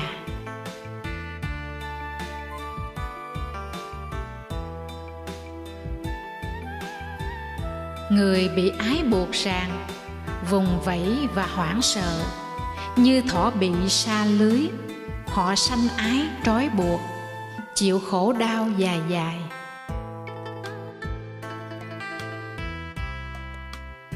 Người bị ái buộc ràng, vùng vẫy và hoảng sợ, như thỏ bị sa lưới, do vậy vị tỷ kheo mong cầu mình ly tham, nên nhiếp phục ái dục. Lìa rừng lại hướng rừng, thoát rừng chạy theo rừng, nên xem người như vậy được thoát khỏi buộc ràng, lại chạy theo ràng buộc.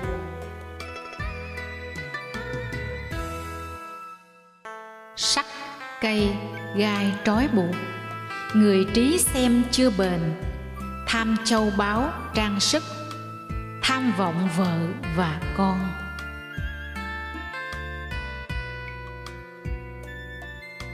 Người có trí nói rằng trói buộc này thật bền, rì kéo xuống lún xuống, nhưng thật sự khó thoát.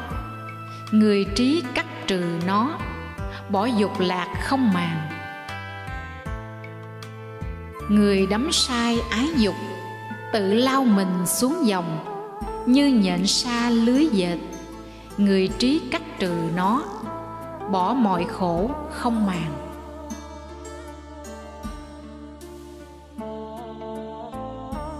Bỏ quá hiện vị lai, đến bờ kia cuộc đời, ý giải thoát tất cả, chớ vướng lại sanh già.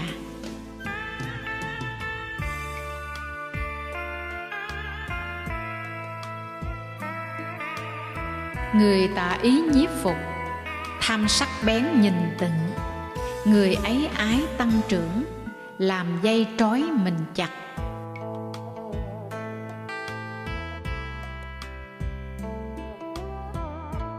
Ai vui an tịnh ý, quán bất tịnh thường niệm, người ấy sẽ diệt ái, cắt đứt ma trói buộc.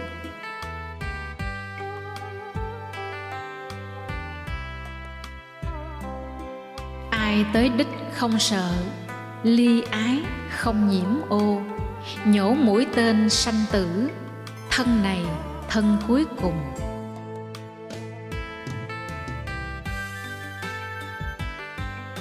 Ái lìa không chấp thủ, cú pháp khéo biện tài, thấu suốt từ vô ngại, hiểu thứ lớp trước sau, thân này thân cuối cùng. Vị như vậy được gọi bậc đại trí đại nhân. Ta hàng phục tất cả, ta rõ biết tất cả, không bị nhiễm pháp nào. Ta từ bỏ tất cả, ái diệt tự giải thoát, đã tự mình thắng trí. Ta gọi ai thầy ta? Pháp thí thắng mọi thí, pháp vị thắng mọi vị, pháp hỷ thắng mọi hỷ, ái diệt dứt mọi khổ.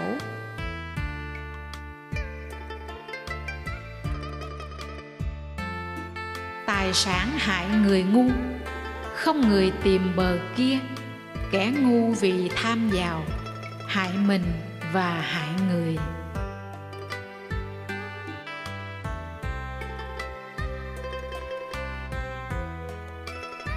Cỏ làm hại ruộng vườn, tham làm hại người đời, bố thí người ly tham, do vậy được quả lớn.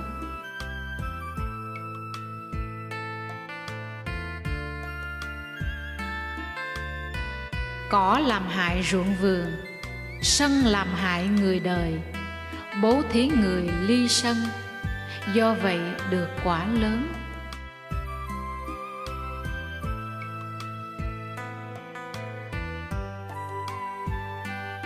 Cỏ làm hại ruộng vườn, si làm hại người đời, bố thí người ly si, do vậy được quả lớn.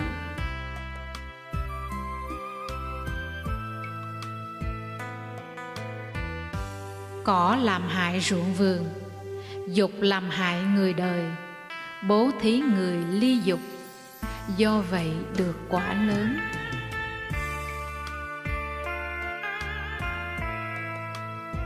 Kinh Pháp Cú 24 Phẩm Tham Ái, diễn đọc và trình bày Thùy Linh.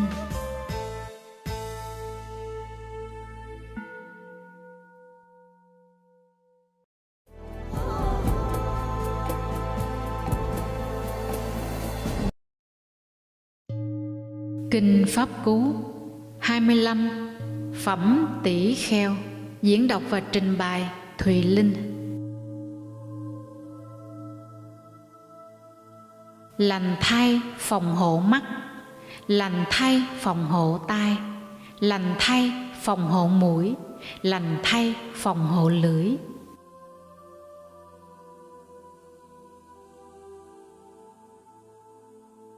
Lành thay phòng hộ thân, lành thay phòng hộ lời, lành thay phòng hộ ý, lành thay phòng tất cả. Tỷ kheo phòng tất cả, thoát được mọi khổ đau. Người chế ngự tay chân, chế ngự lời và đầu, vui thích nội thiền định, độc thân biết vừa đủ, thật xứng gọi tỷ kheo.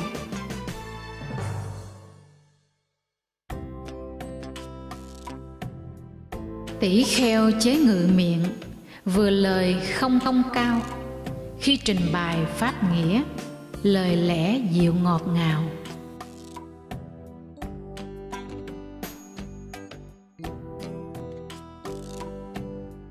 Vị tỷ kheo thích pháp, mến pháp suy tư pháp, tâm tư niệm chánh pháp, không rời bỏ chánh pháp.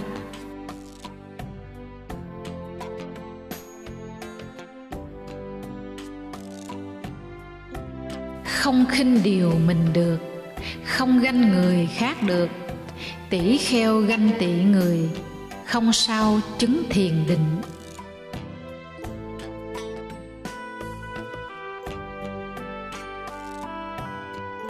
Tỷ kheo giàu được ít, không khinh điều mình được, sống thanh tịnh không nhát, chư thiên khen vị này.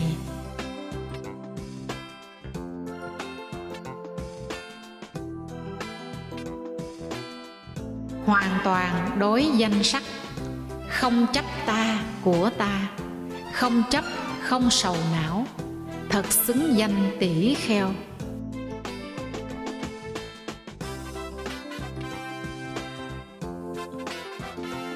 Tỷ kheo trú từ bi, tín thành giáo pháp Phật, chứng cảnh giới tịch tỉnh, các hạnh an tịnh lạc.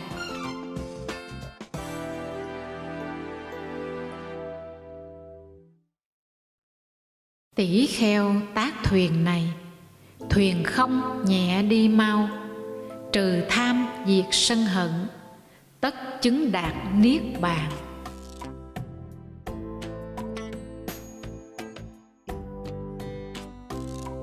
Đoạn năm từ bỏ năm, tu tập năm tối thượng, tỷ kheo cắt năm trói, xứng danh vượt bọc lưu.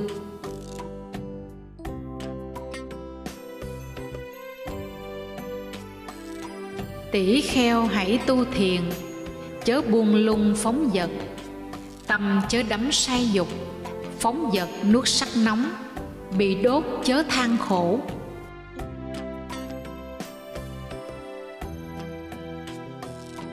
Không trí tuệ không thiền, không thiền không trí tuệ. Người có thiền có tuệ, nhất định gần niết bàn.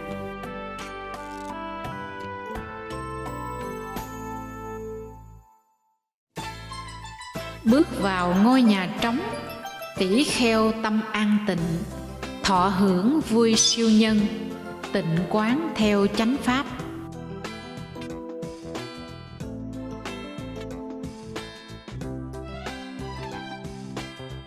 Người luôn luôn chánh niệm, sự sanh diệt các uẩn, được hoan hỷ hân hoan, chỉ bậc bất tử biết.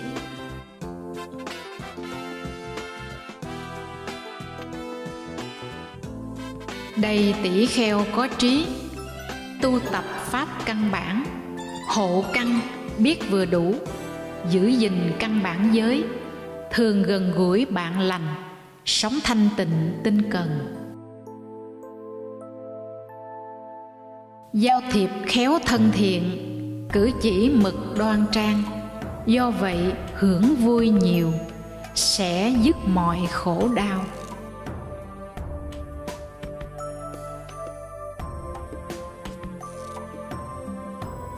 Như hoa Vasika quăng bỏ cánh úa tàn, cũng vậy vị tỷ kheo, hãy giải thoát tham sân.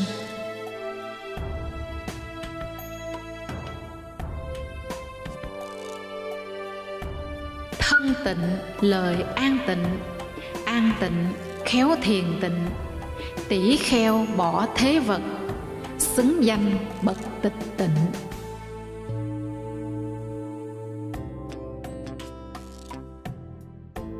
Tự mình chỉ trích mình, tự mình dò xét mình, tỷ kheo tự phòng hộ, chánh niệm trú an lạc.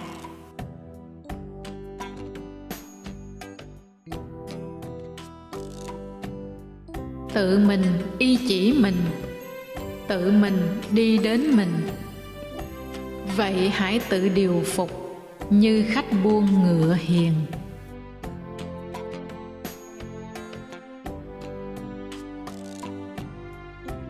Tỷ kheo nhiều hân hoan, tịnh tín giáo pháp Phật, chứng cảnh giới tịch tịnh, các hạnh an tịnh lạc.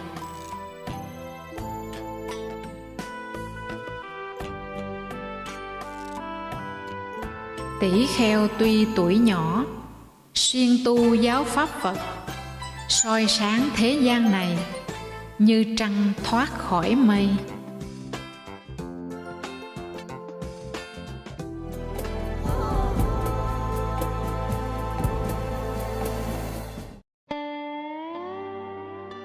Kinh Pháp Cú 26. Phẩm Bà La Môn. Diễn đọc và trình bày Thùy Linh. Hỡi này Bà La Môn, hãy tinh tấn đoạn dòng, từ bỏ các dục lạc, biết được hành đoạn diệt, người là bậc vô vi.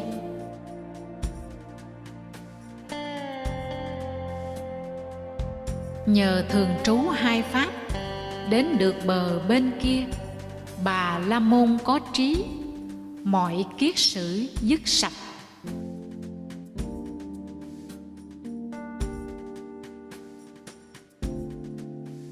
Không bờ này bờ kia, cả hai bờ không có, lìa khổ không trói buộc, ta gọi Bà La Môn.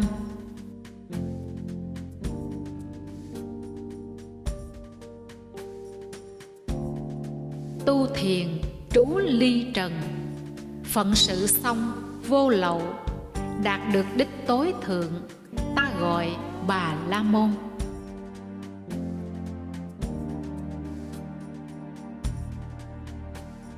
Mặt trời sáng ban ngày, mặt trăng sáng ban đêm, khí giới sáng sát lị, thiền định sáng phạm chí, còn hào quang Đức Phật chói sáng cả ngày đêm. Dứt ác gọi phạm chí, tịnh hạnh gọi sa môn, tự mình xuất cấu uế, nên gọi bậc xuất gia.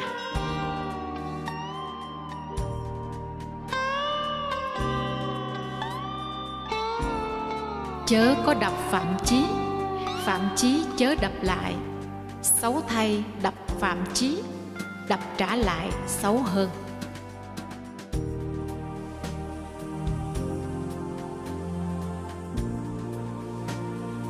Đối với Bà La Môn, đây không lợi ích nhỏ, khi ý không ái luyến, tâm hại được chặn đứng, chỉ khi ấy khổ diệt.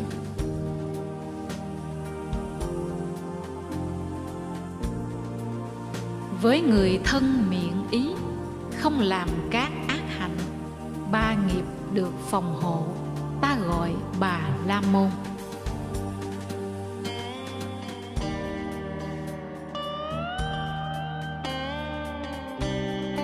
Từ ai biết chánh pháp, bậc chánh giác thuyết giảng, hãy kính lễ vị ấy, như phạm chí chờ lửa.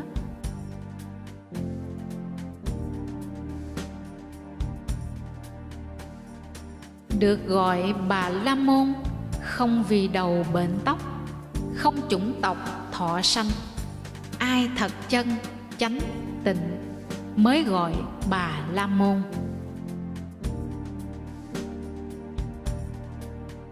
Kẻ ngu có ích gì, bệnh tóc với da dê, nội tâm toàn phiền não, ngoài mặt đánh bóng suông.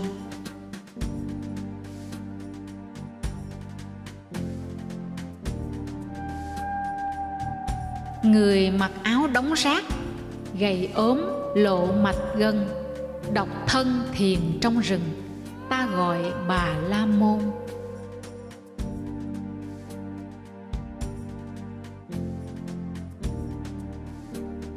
Ta không gọi phạm chí, vì chỗ sanh mẹ sanh, chỉ được gọi tên suông. Nếu tâm còn phiền não, không phiền não chấp trước, ta gọi Bà La Môn.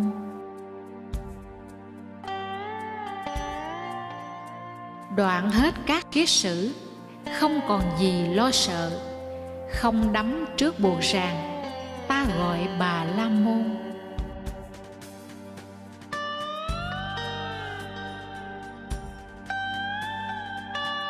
Bỏ đai da, bỏ cương, bỏ dây, đồ sở thuộc, bỏ then chốt sáng suốt, ta gọi Bà La Môn.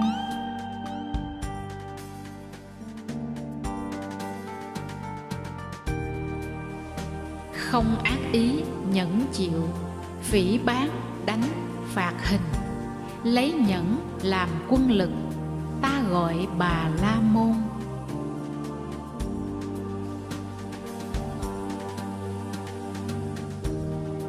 không hận, hết bổn phận, trì giới, không tham ái, nhiếp phục, thân cuối cùng, ta gọi Bà La Môn.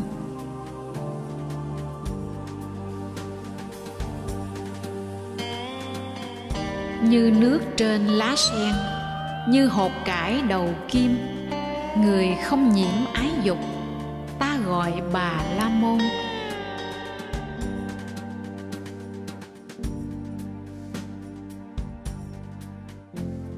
Ai từ trên đời này giác khổ, diệt trừ khổ, bỏ gánh nặng, giải thoát, ta gọi Bà La Môn.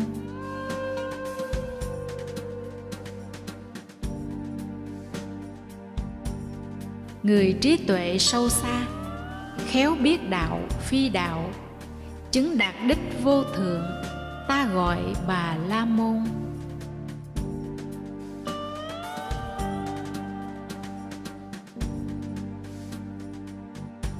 Không liên hệ cả hai, xuất gia và thế tục, sống độc thân ít dục, ta gọi Bà La Môn.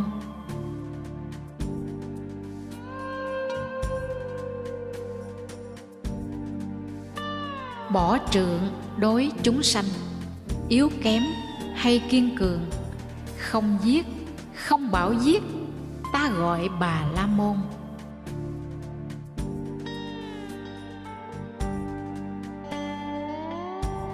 Thân thiện giữa thù địch, ôn hòa giữa hung hăng, không nhiễm giữa nhiễm trước, ta gọi Bà La Môn.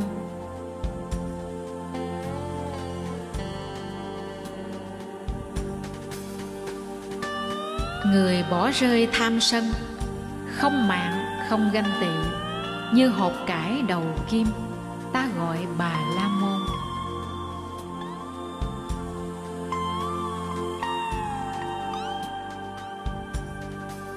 Nói lên lời ôn hòa, lợi ích và chân thật, không mất lòng một ai, ta gọi Bà La Môn.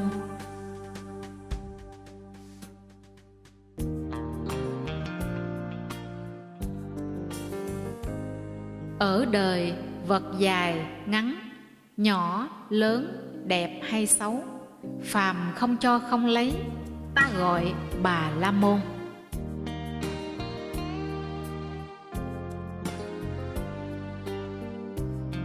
Người không có hy cầu, đời này và đời sau, không hy cầu giải thoát, ta gọi Bà La Môn.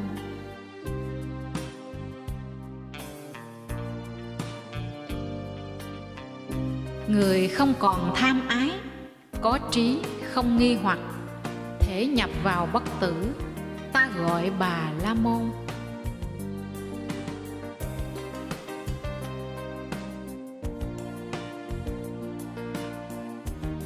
Người sống ở đời này không nhiễm cả thiện ác, không sầu, sạch không bụi, ta gọi Bà La Môn.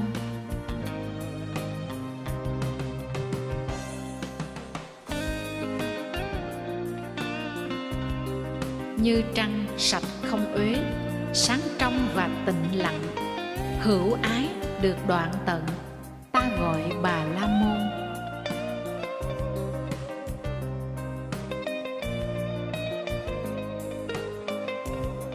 Vượt đường nguy hiểm này, nhiếp phục luân hồi si, đến bờ kia thiền định, không dục ái, không nghi, không chấp trước, tịch tịnh, ta gọi Bà La Môn.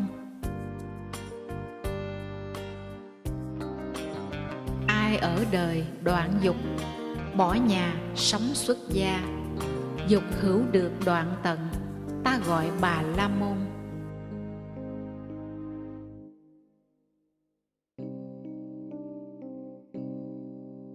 Ai ở đời đoạn ái, bỏ nhà sống xuất gia, ái hữu được đoạn tận, ta gọi Bà La Môn.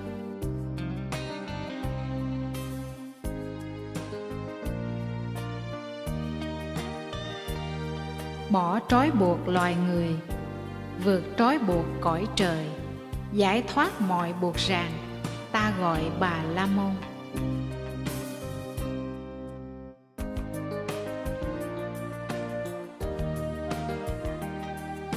bỏ điều ưa điều ghét, mát lạnh diệt sanh y, bậc anh hùng chiến thắng, nhiếp phục mọi thế giới, ta gọi Bà La Môn. Kinh Pháp Cú 26, Phẩm Bà La Môn, diễn đọc và trình bày Thùy Linh.